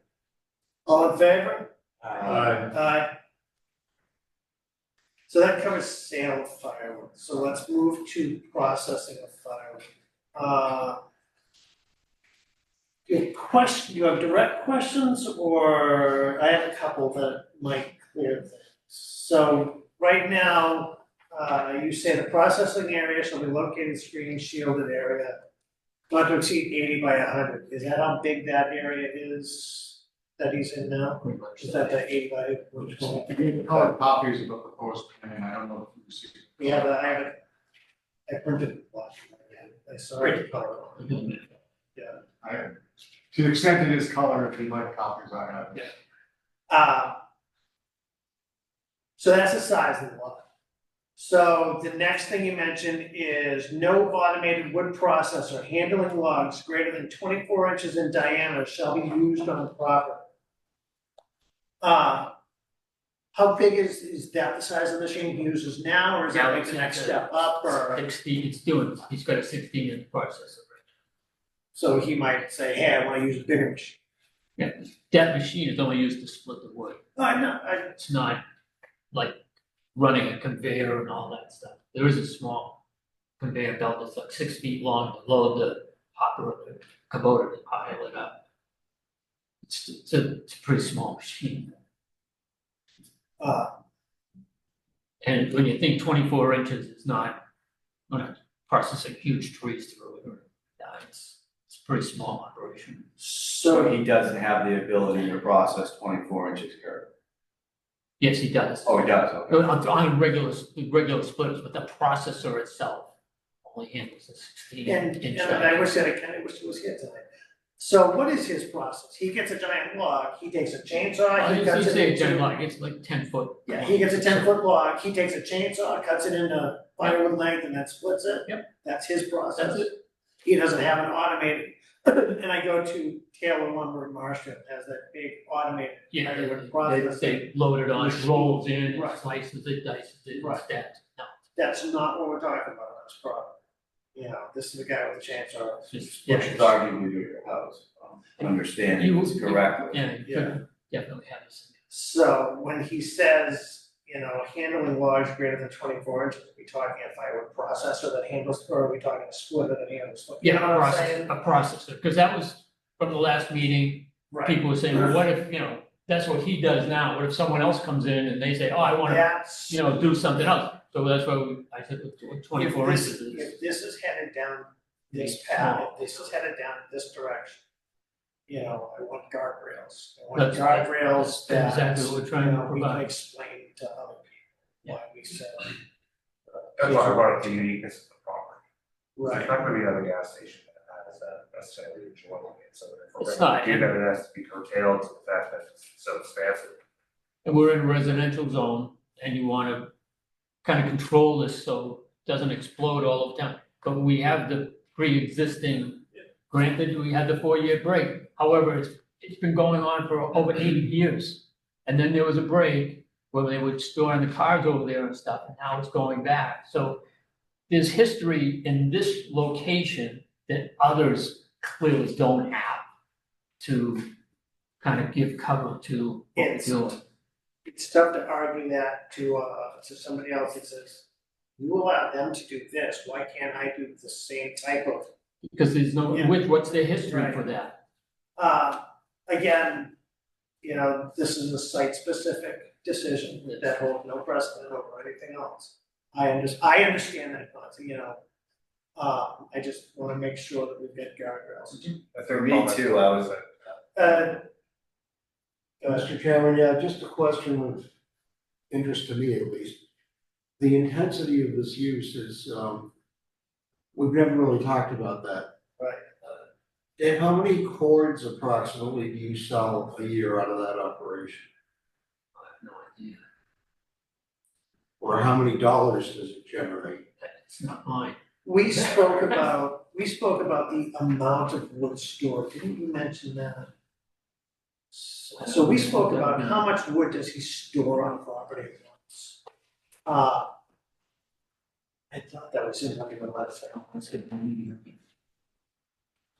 But, yeah, how much is stored there, Could be you know, I don't 100 wanna cord see, there, you know, I don't wanna see a 30-foot tall pile of firewood there either.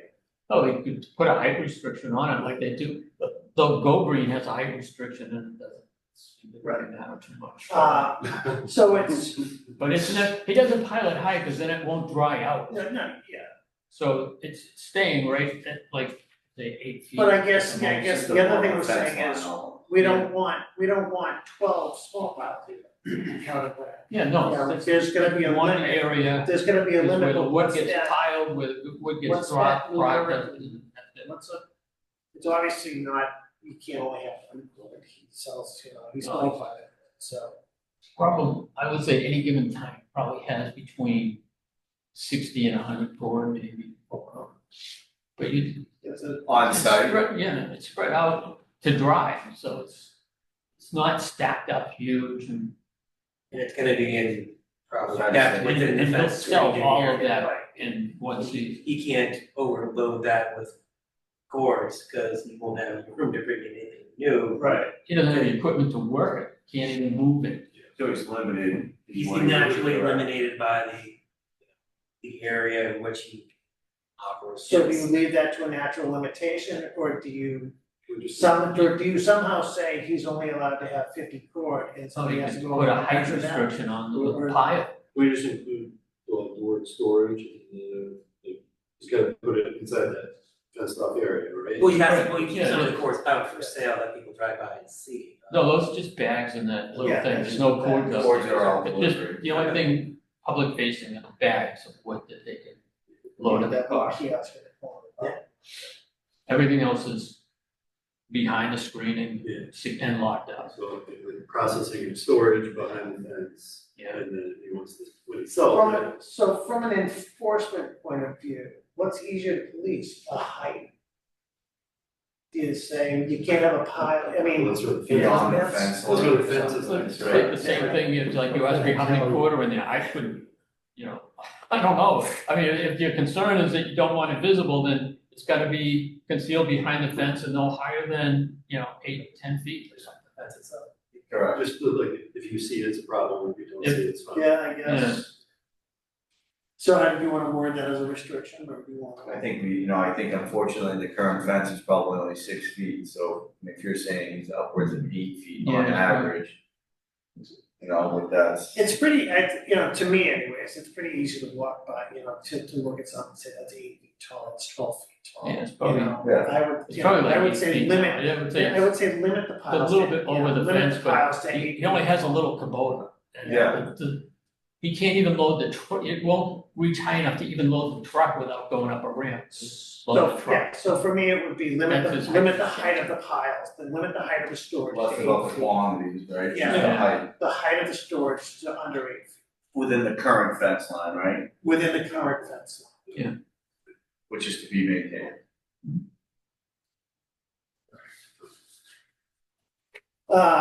So we mentioned storage, no automated wood processor, any modification. And the hours of Well, operation, 9 to 12. So yeah, so hours of operation, back to that hours of operation. Sales I 8 wanna- to 5. Yes, let's maintain what he currently does now.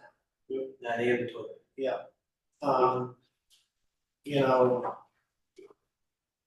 Yes, we'll take his birthday away if he changes that. 9 to 12 processing, but as far as loading and unloading. And only that, I'm even willing to say 9 to 1 process. Yeah, let's Let's take go, lunch. give him. Round up. Yeah, exactly. So 9 to 1 processing. How do you define processing, like shipping and receiving within that? No, because we're allowed sales up to 8 to 5, so he's gonna be able to load his truck. So I think it's running the chainsaw, running the splitter, that thing. That's, Processing. yeah, processing. is, 91. The delivery, obviously, he's gonna take a machine to load it.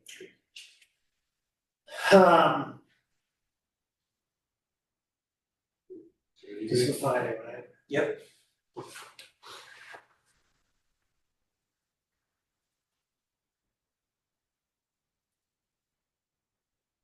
Are you ready for a motion? I'll make a motion on the sixth application of 3A Service Center Service Station Corporation at 32 Fairway Ave in Scituate, who requests a section 6 finding / special permit pursuant to the MGL chapter 40, section 6 and section 820 town of Scituate zoning bylaw to allow firewood processing at the property, with the conditions that the hours of operation for firewood processing shall be limited to Monday through Friday, 9 a.m. to 1 p.m. Processing area shall be located in a screen shielded and secure location not to exceed 80 feet in width by 120 feet in depth, as shown in Exhibit 1 that has been attached to Brodsky's memorandum dated September 15, 2025.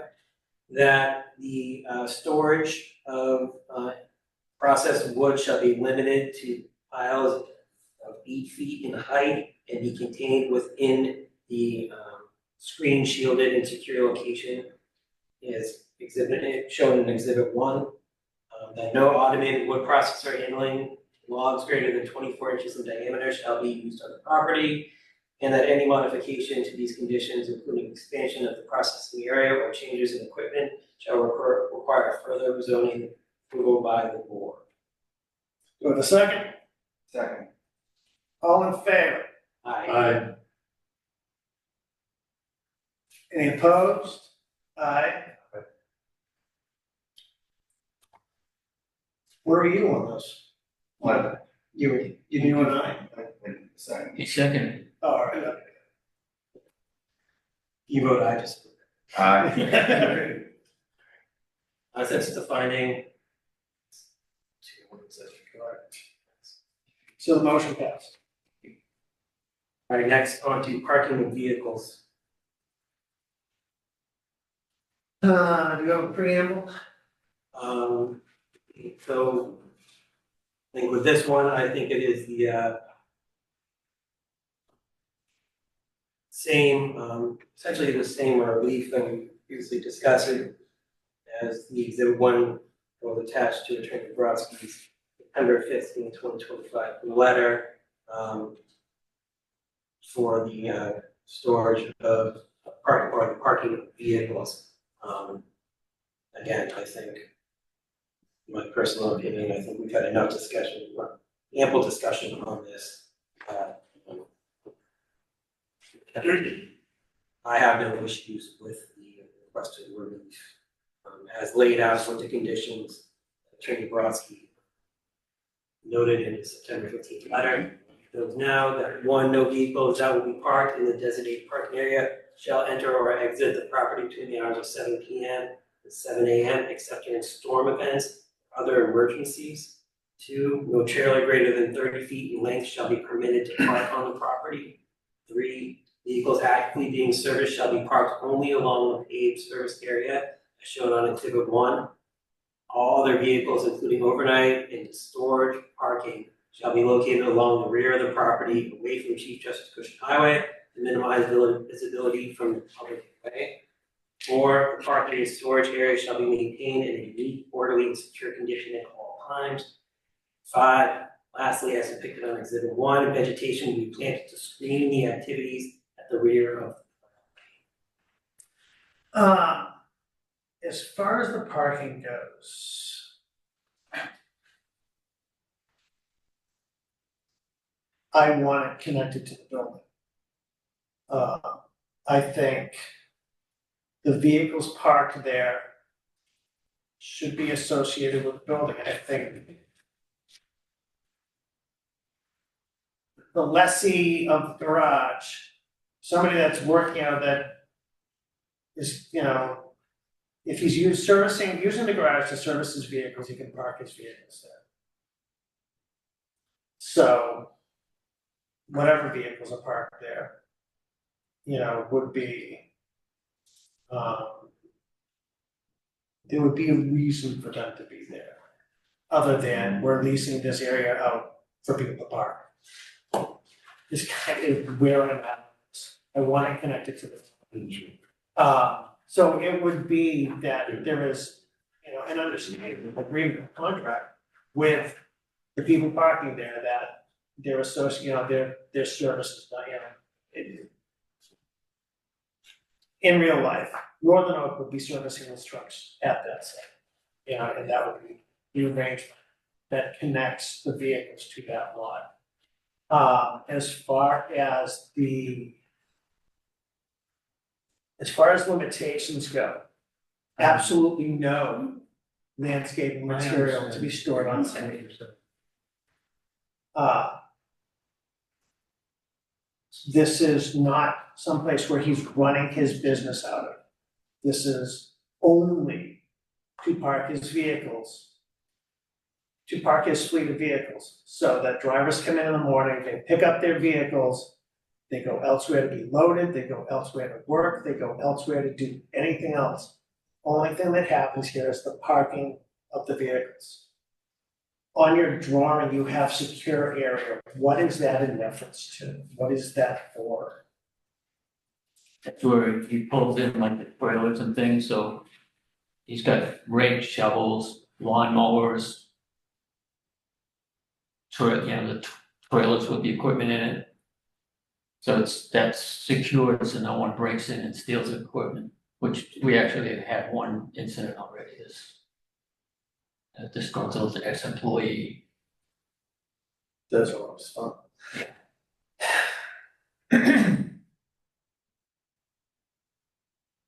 So that's what's in there. Is that Like is that like the plow code, blades are in there. is that so, and I know the area you're talking about now. And it's kind of it's inside the fenced area. Fenced where in, the and he's got a fire- lock and stuff. Yeah. Does he have an additional building that he operates out of, or is this his sole? Just, there's a shed there and a storage. But elsewhere in town, like, He has a house on the road that he operates out. Yeah, it's got a That's a big- different issue. So okay, as soon as but he somebody- didn't have a contractor shed somewhere where. No, he's- No, he had property in Greenbush that he sold, and he moved to, he dispersed his operation. Right. So yeah, again, So- and I reiterate, he is not running his business out of this space, it's parking only.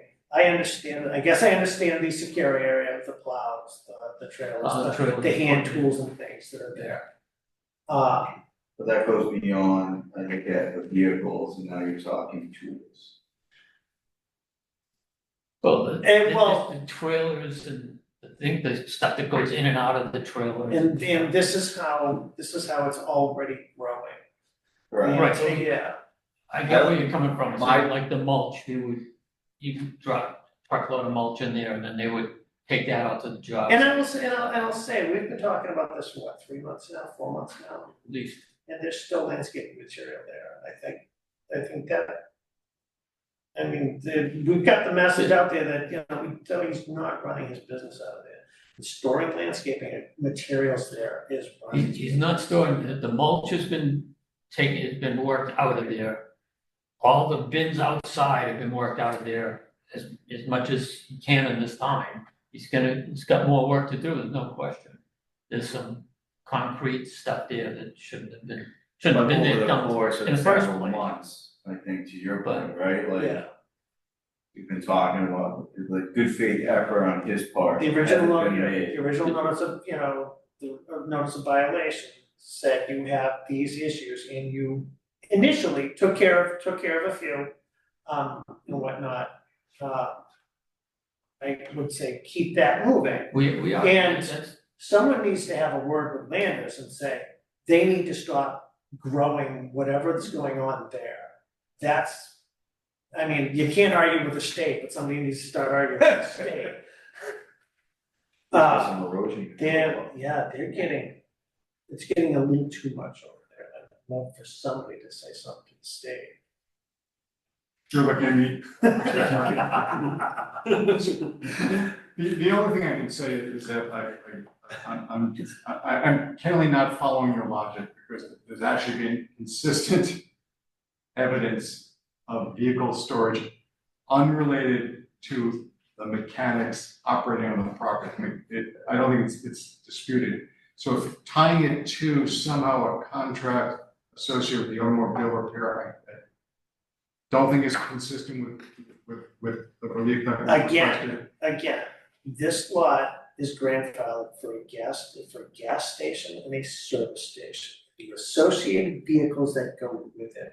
The I disagree, additional sir. parking of vehicles not related to the gas station has never been an approved or permitted use on that property. So in order to tie that in Is with this something going to that. apply to every gas station in town? That are in residential areas that are not grandfathered for No, it anything? applies to you right now because you're the one that's involved. So I mean, spot zoned So I just, over everyone else. so Chair, Counselor, I just remind I'm just asking to Board be that- treated fairly. that the towing operation, which has been operated by people other than the people who are at the station, existed for decades without any enforcement. I've been unable to find in the town's historic records authorization of that. I don't think an open and obvious use like that could exist without it being deemed lawful at some point by the building department. I think the board can draw a reasonable inference, because if that was really a violative activity, the town wouldn't have contracted to actually have their vehicles towed there, because the town would never do business with an illegal activity, right? It's my understanding, whether it be the landscaping trucks or vehicles waiting to be serviced, dead vehicles, there's vehicles permitted to be on that lot ultimately, right? So Right. I think personally, I'm okay with the vehicles, but I think limiting, similar to the, the operations, the not running, not stockpiling material. I'm not okay again with the tools, because again, it's not, my original, we've spoken about the storage of vehicles. Now we're talking about the storage of rates and, and that's kind of minor to the vehicles, but it's growing nonetheless, right? So, I don't even really care to talk about the equipment, because in my mind, there's no equipment that should be there. We've always talked about storage of vehicles.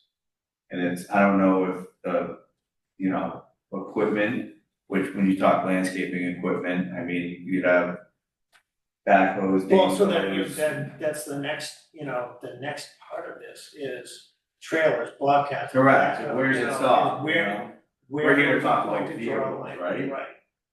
And I say that is the, not vehicles and equipment and tools and loose materials and sale, to your Yeah. point, I mean, ideally, this guy should find a nice big lot where he can run a landscaping business and have his equipment and his materials and his trucks all in one spot, or this one in particular, this person in particular. is it, In general, though, no, I think we're looking at strictly parking correct, of vehicles is the concept. Mr. Kasha, you don't want to hear me, but you're going to listen to the lawyer then. Parking is not the purview of zoning, parking is the purview of planning. And that is in 760. Point 2, point 3, and point 6. So you really have to know what it is that you can permit, but parking is not parking. 760.2 changes in land use, change the demand in uses that are not exempt. Parking must be paved unless the planning board determines the intensity of use does not merit an on-road service. 760.6, the auto service or body shop, 1 space per bay, 2 bays, 2 spaces. All other uses to accommodate normal demand is determined by the planning board. So I think they are intensifying the nonconformity of that space. And I don't think that we're picking on you, Mr. Westwood, and we're not, because we'll get to every other gas station that's in a residential area that's not supposed to be there too. I think what happened was, it went wrong for many, many years, and then suddenly Northern Oak appeared. And that's what happened, and that drew a lot of attention as to what was going on there. But parking is the purview of planning, sorry. I respectfully suggest that that would relate to a proposal for a new facility where you would have to demonstrate the type of parking met the zoning requirements, not a grandfather that. But again, it's only grandfathered for a service station. And that's where we disagree. A respectful disagreement regarding that.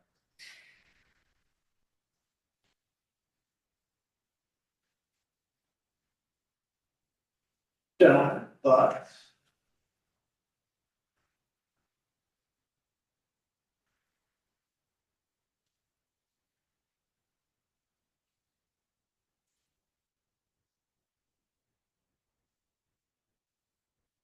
Suppose I could, instead of having them park in the rear, I can have them park up front on the pavement, fully visible to 3A and all passing traffic, and I can perform service on them daily.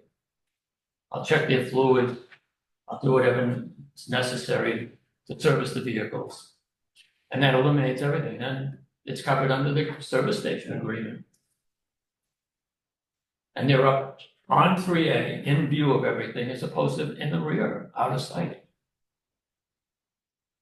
That satisfies, that it ends all of this. I'm trying to keep it nice and neat and clean. And I think they don't look bad back there, but they'll look just as good up front.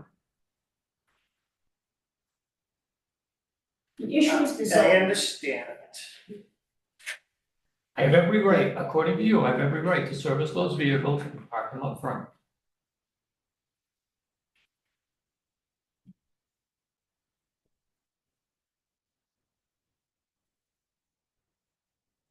It's because we put 760.6 to calculate how many vehicles they can have. And none of the proposed uses in the table of minimum points relates to this particular activity. Because again, we had a tow lot for many years that were proposing the change of use, there's no requirement for towing lot. I've owned the station for 12 years. And the 12 years I've owned it, there have been cars from where the woodshed building is now, you call it, the bags of wood, all the way over to Manlock Road. I've had arguments with the mechanics that I can't get snow through because there's a solid line of cars all the way around. That's for 12 years I've dealt with this. So if there was an infraction, I thought you had 10 years to cite the infraction, or that infraction is accepted because of past practice. No one has said anything to me in 12 years of having a full lineup of over 20 cars along the pavement, all up front. Cars, trucks. No. We've had buses stored there, we've had dump trucks stored there. No one has ever raised any issues of an infraction until now.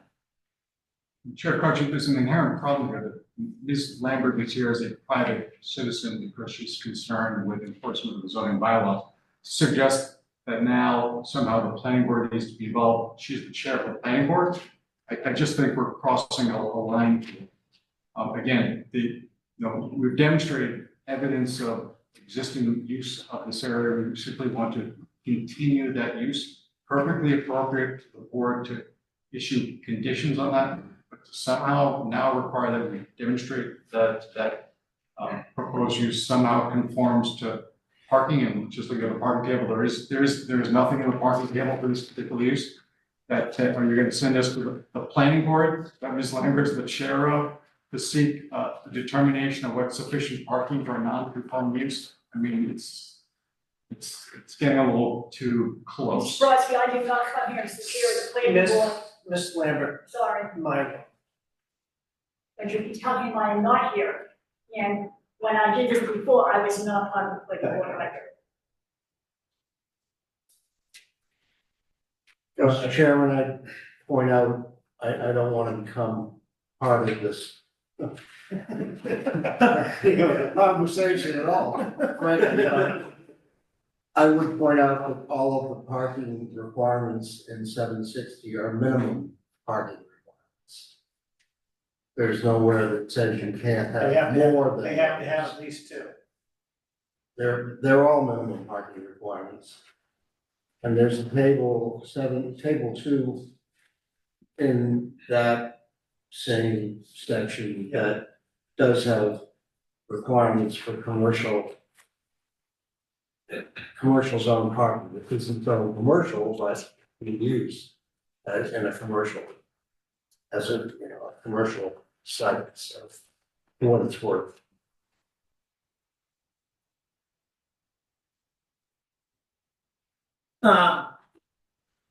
No, I'm gonna keep this issue in this one. I think we're in the right place. I am trying to work with you, Mr. Westman. I'm not your enemy here. No, I also have to work with the town.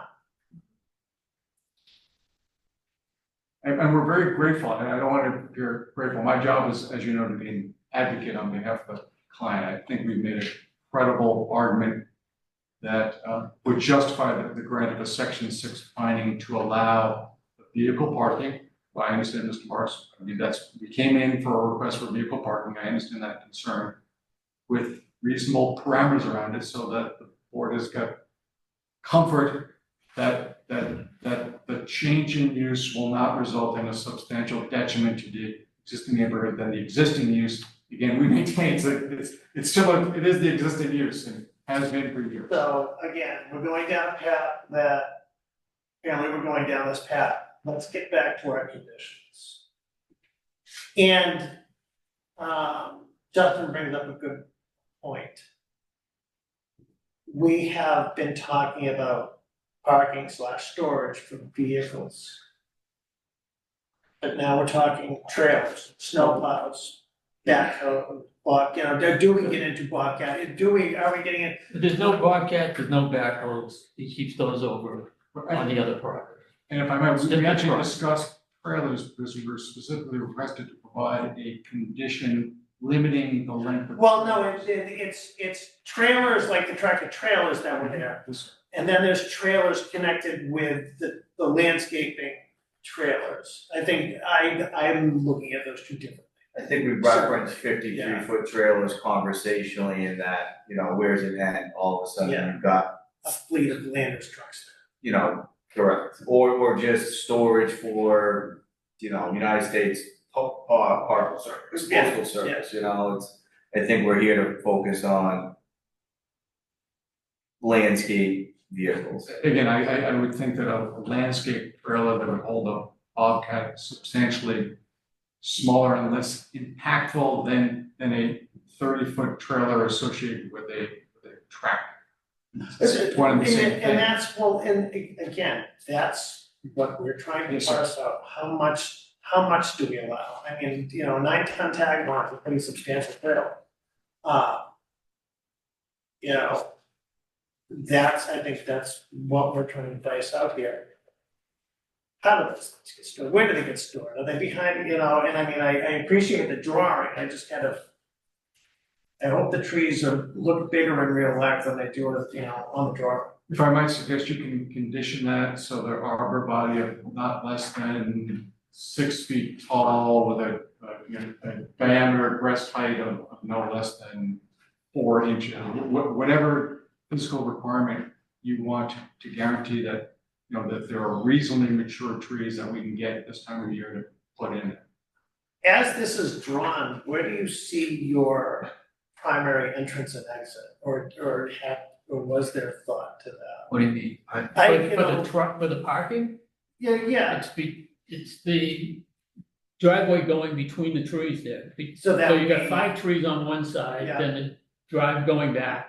And then that would be 3 your, trees on the other. so they would come in and out there to Yeah, that's park. what they do today. And their in and out would be that access on the 3A, they're not gonna be going, unless they're heading in that direction, they're not gonna be. No. I think on your drawing, you've referenced temporary parking. So essentially, this fleet is exiting at 7 AM, so it's empty during the day. Pretty much. Well, empty in that, all the guys that come there in their own cars park their Makes cars sense. and get in the trucks, so they're not coming in by bus and being dropped off. So Yeah, no, it's great not point. empty, it's not empty, Correct. So, it's just they've swapped out cars for trucks. so it's not temporary, it's available parking for the business. And the business is basically 4 months out of the year. So to that point, I mean, could we limit it to that and it wouldn't infringe? Well, the upon- trucks are gonna be there. Yeah, they just park there, they're just not coming and going, but for the most of the late The fall flow and of winter traffic. and the, early spring, they're just sitting.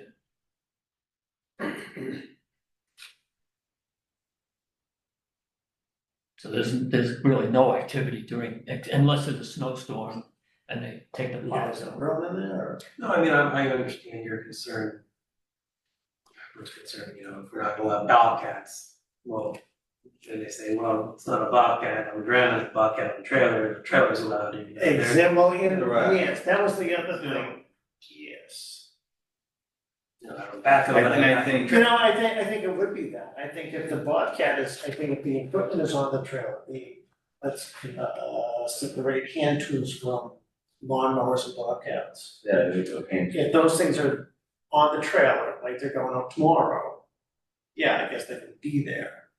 If they're parked in a row, waiting for something to do, I don't think I wanna see construction equipment. Yeah, there's no- We're from the same school. Yeah, you know where I'm going? You look at how I take care of the place, I don't want that Right. construction stuff of the little mini excavators or even the big excavators. It's not what I want. You wanna put a Yeah. on a vehicle? I mean, I was gonna say that, again, the basis of this discussion has been, I'm looking at it in my head, whether it's a landscaping vehicle or it's a vehicle you're storing, that you service, if you will, I'm Yeah. sorry. You don't service Bobcats, so I don't No. see how a Bobcat should be permissible in any capacity. I'm like, my approach on this, if we were to not allow this, you can have vehicles that you service, even, I don't know the appropriate word, but inoperable vehicles that have since been crushed on that property, in theory, if I'm understanding this correctly. So we're not, whether it's this vehicle or a vehicle you service, but Bobcats, backhoes, dingoes, I don't think you have mechanics on site that are even able to service this. So whether it's on a trailer, on the ground, I think that this is starting to. Well, cause then now you're running a landscaping business. Correct. Correct. I'm looking at it, whether it's a six-wheeler or, F-250, that's something you service, that's something, whether it's Northern Oak vehicle or a serviceable vehicle, it's gonna be present on the law. But I think if we can, for me, if we can stay within those parameters, it becomes a more manageable decision. So the size of vehicle, we could say, I'm trying to think, I'm trying to think what the Class D GVW is, 29,000, is that the number I'm thinking of? Do you know off the top of your head, Dave? I'm a software guy. I am not, But you can limit the GVW of the truck to, his Northern Oak's biggest truck is that F-650. It's an under 29,000, still. Yeah, You don't need a- I'm okay with that. Yeah, you don't need a Class B license for it, so you limit it to that under 29,000 GVW, size vehicle. You limit it to, what are you saying on trails? Are you saying any trailers, no trailers? I mean, And I'll go to this. This guy's property on Clap Road is pretty big. I don't see any reason why he needs to have trails. I don't know, to be honest, I don't know the history of. And I'm just saying, that, but the guy that's currently using this property has a large property. my only thought on that would be, you probably could service a trailer. The Yeah. brakes, Yeah. the tires, there's serviceable Bearings. parts that you guys, whether again, it's his landscape trailer or someone dropping off a trailer to be serviced, something that you'd be capable of service. Right. So I'm okay, I can justify the trailer in my, in my mind. I'm fine with that. I think, yeah, that's a good. Equipment on the trailer, unfortunately, that's where it's probably, he might be in a pickle, because I don't think, to your point earlier, you can get cute with it.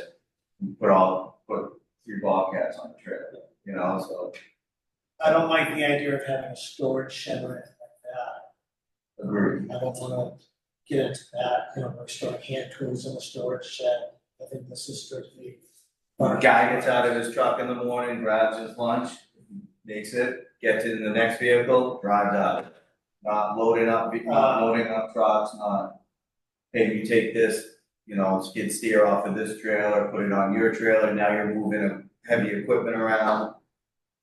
Yeah. It's just a simple, Yeah, that hasn't happened to date anyway. which makes me feel better about working towards this decision, quite honest. Give me your thoughts. Well, because I'm fine with parking vehicles there, I'm not wanting landscaping business out of there. Totally. That's right. But We can all agree to that. where you were trying to skin the cat was like associated with the station. Whether Dave is servicing the equipment or whether Joe Mechanic that works for Freddie Landscaper leases the bays and fixes his equipment in those, that's, how I saw it. Right? Like I can talk myself into, if you wanna park vehicles there, because it used to be a toll off, Correct. and There's been the vehicles association with the shop, right? I can talk myself into the wood lot, because that's sort of an intended use of what it was, but now it's a landscaping business, and now So for the vehicles we want to preclude, the Bobcats and such, the question is how do we word that in their decision? Heavy equipment. Is it heavy equipment, construction equipment? I think you Is need it hydraulic licenses for all of everything. any non-registered, Yeah, there you go. non-registered, you can register that. You can. It's gonna bite. Oh, backhoe, yes, yeah, that's true. We have another use. I don't think he has a bad. He's got they all go to the little mini excavators now. Is there any way to, the basis of this discussion has been about the landscaping business, he goes out of business next week. How do we limit it to, I will not, we have spoken about this with council, and the decision needs to be, I guess, as generic as possible. It's not focused on only Northern Oak can park here, and Northern Oak goes out of business. That's the end of parking. I think it needs to just be more generic in that, commercial vehicles? Well, commercial vehicle could be car, or something, as Yeah. long as it's kept neat and orderly or something. Because, like he said, when they come in the morning and they pick up the truck, half of them carpool, some of them get dropped off. There's probably 4 or 5 cars there for the employees that are gonna be there while trucks are gone. Just to be, up front, And then I there's guess, some cars. I think But I at think this the time, unregistered thing is probably a fair thing.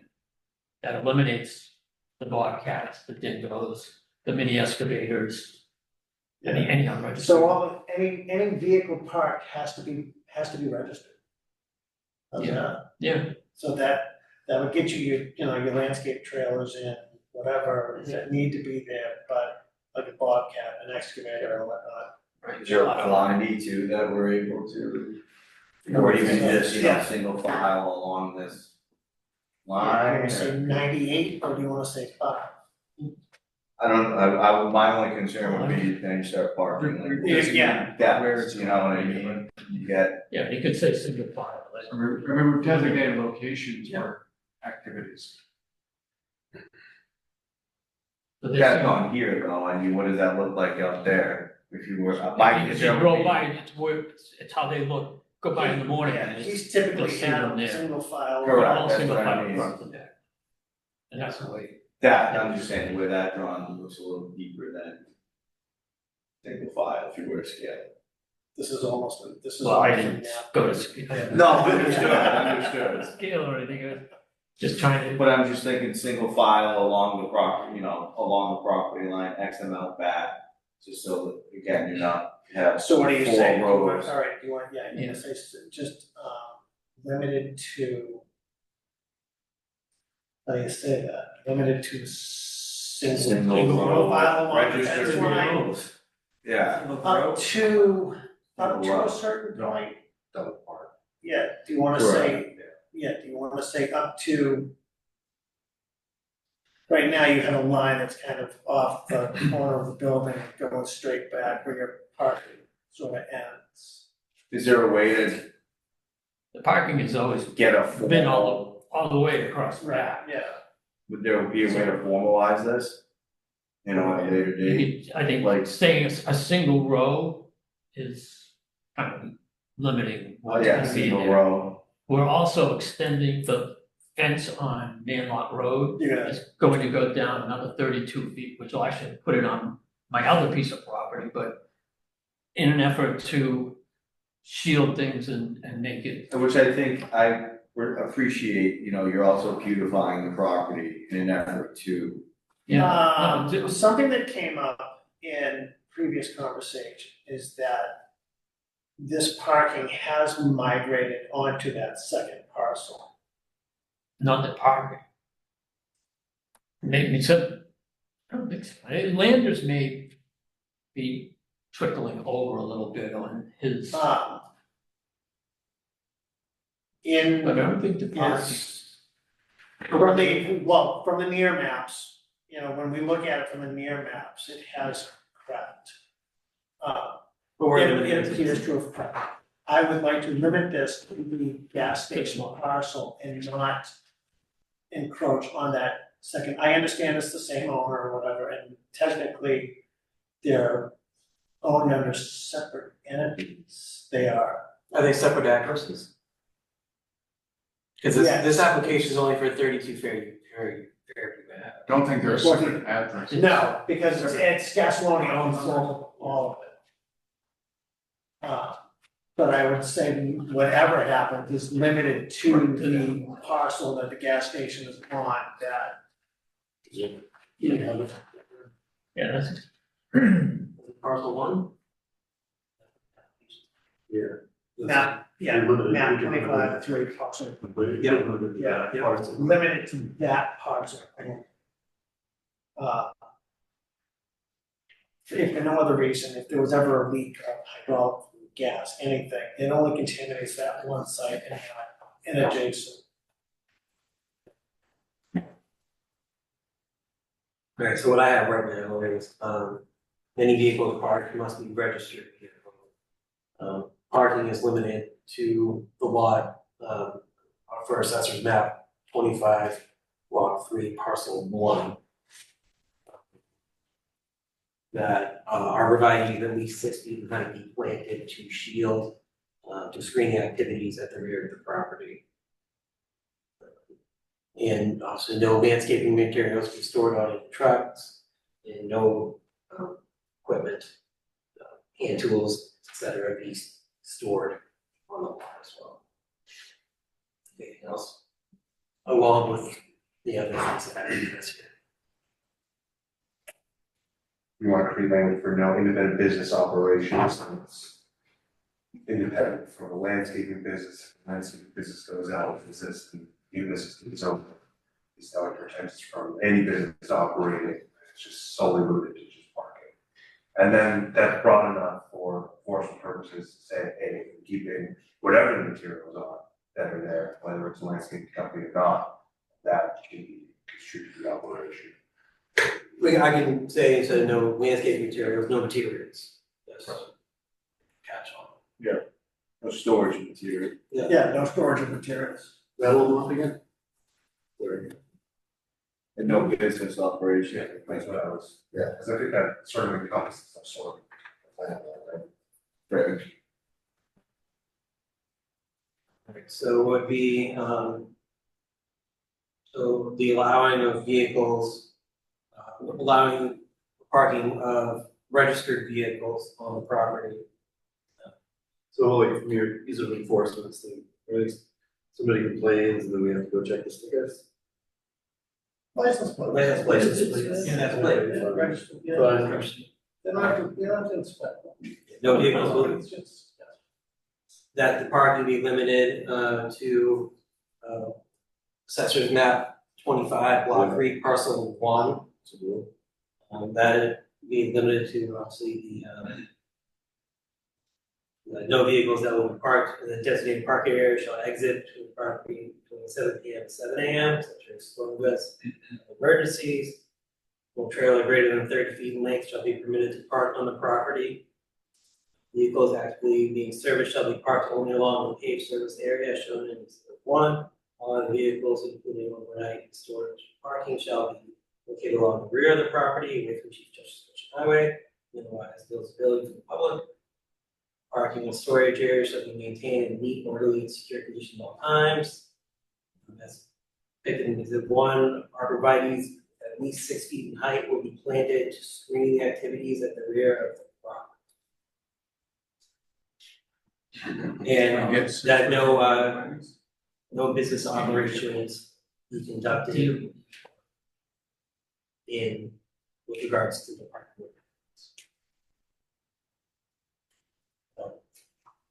Just park.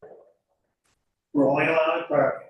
So there's no business. There's no operation, take a stab, how you gonna word that? Well, I was gonna say.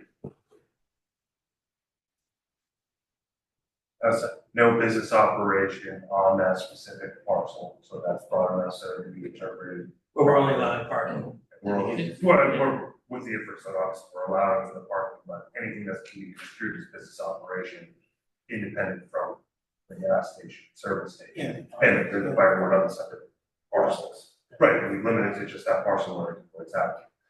Because then I think that protects us from if the types of vehicles change or the vehicles are for a different business, then we will that business.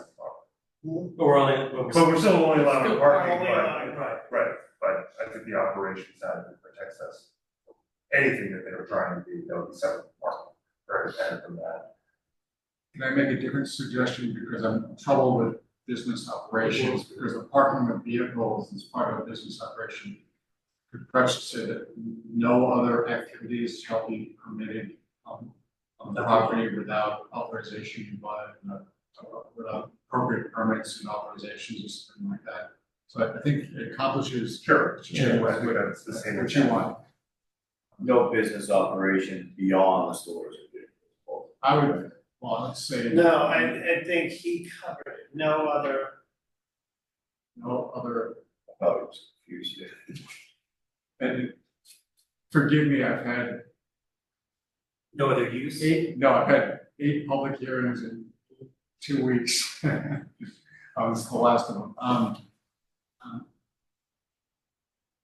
The idea was that there'll be no other activities permitted in these areas except without appropriate permits and authorizations, right, from the town, such or something broad like that. So it limits it to this stuff and nothing else. But if they want something else, they've got the ability to go. We've made a finding that in addition to the grandfathered gas station, service station use, that firewood processing and parking of vehicles is permitted. So yeah, anything that's not firewood processing, parking of vehicles, we need to come back. Appropriate authorization. Get an appropriate authorization. We ready? Yes. All right, I make a motion on the 6th application of 3A Service Station Corporation at 32 Fairview Avenue in Scituate. We request a section 6 finding / special permit pursuant to MGL chapter 40, section 6 and section 620 of the Scituate zoning bylaw.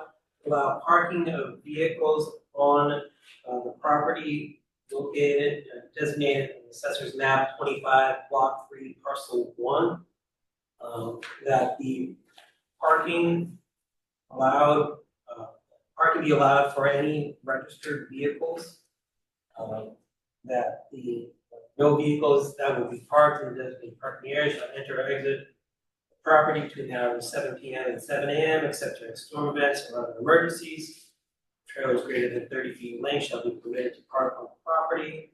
Vehicles actively being serviced shall be parked only along the paved service area as shown on Exhibit 1, attached to Grodzki's September 15, 2025 letter. All the vehicles, including overnight and storage parking, shall be located along the rear of the property with Chief Justice Christian Highway, to minimize visibility from the public way. Parking and storage areas shall be maintained in a neat, orderly, and secure condition at all times. As depicted on Exhibit 1, arborvitaes at least 6 feet in height shall be planted to screen the activities at the rear of the property. That no materials be stored on the property. And finally, that no other activities in this area shall be permitted without prior approval from this board or the town of Scituate. Do I have a second? Second. All in favor? Aye. Any opposed? Nay? Yes. So the motion passes. Keep it neat, keep it we may clean, have- keep it quiet. Excuse me. All on the same page there. We may have one more piece of business, which would be to deal with the April 1st, 2025. And, Notice right, of and the violation. notice of violation. So you would, in this case, have it voted, I should have, to deny or whatever the right word is. So, Yes, you wanna make, notice of violation. you wanna make a motion to uphold and deny, or do you wanna make? You can also withdraw it, Let me ask Adam, do you want, now that the board has voted on these findings, do you want to withdraw your appeal of the notice of violation? Or how, So I was gonna ask Vogel whether he was satisfied and he would withdraw his notice of violation, which would render the appeal moot, and we could certainly withdraw that as a mutual withdrawal. The problem with me withdrawing is that I've got a notice of violation and they don't file. I'm not worried about this board, I'm worried about in 15 years. I won't be doing this hopefully at that time, explaining why there's a notice of violation.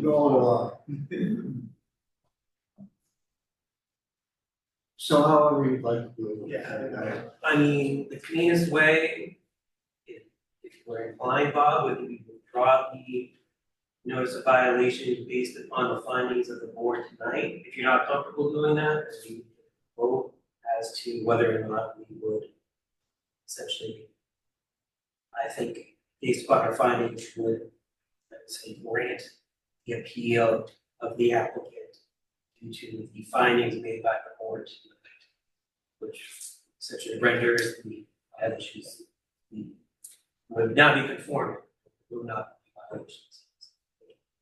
Correct me if I'm wrong, but do we still have to make a finding based on whether the activity at the time of the alleged offense was a violation? Because we've made the decision tonight, but it does not go back to April when the violation there is.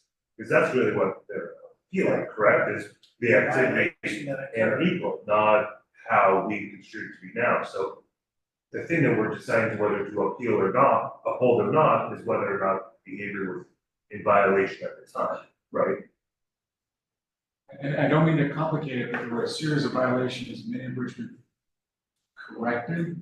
You series of violations that he corrected, and he withdrew some parts of the violation. Right, well, that's what I'm So- saying, we have a mixed Yeah. record here. That's bad. No question.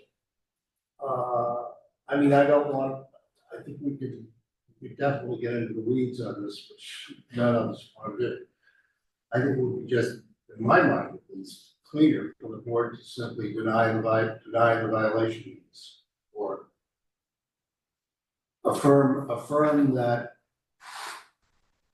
at least Make as of yeah. the vote of the board, violations no longer exist And therefore, the violation notice is moot. Yeah, can we just make a motion? Yeah, make a So that- finding. Yeah, We're finding that says that. yeah, I make a motion that the board make a finding that due to the findings by the board tonight, that there are currently no violations at the property, and that the notice violation has been rendered moot by the findings by the board. We have a second? Second. All in favor? Aye. Thank you very much. I just wanted the record to be clear, that we're not making a decision on Bob's decision in April, obviously, Correct. what's happened afterwards, so we're not saying that his decision to file the violation paperwork was Correct. wrong.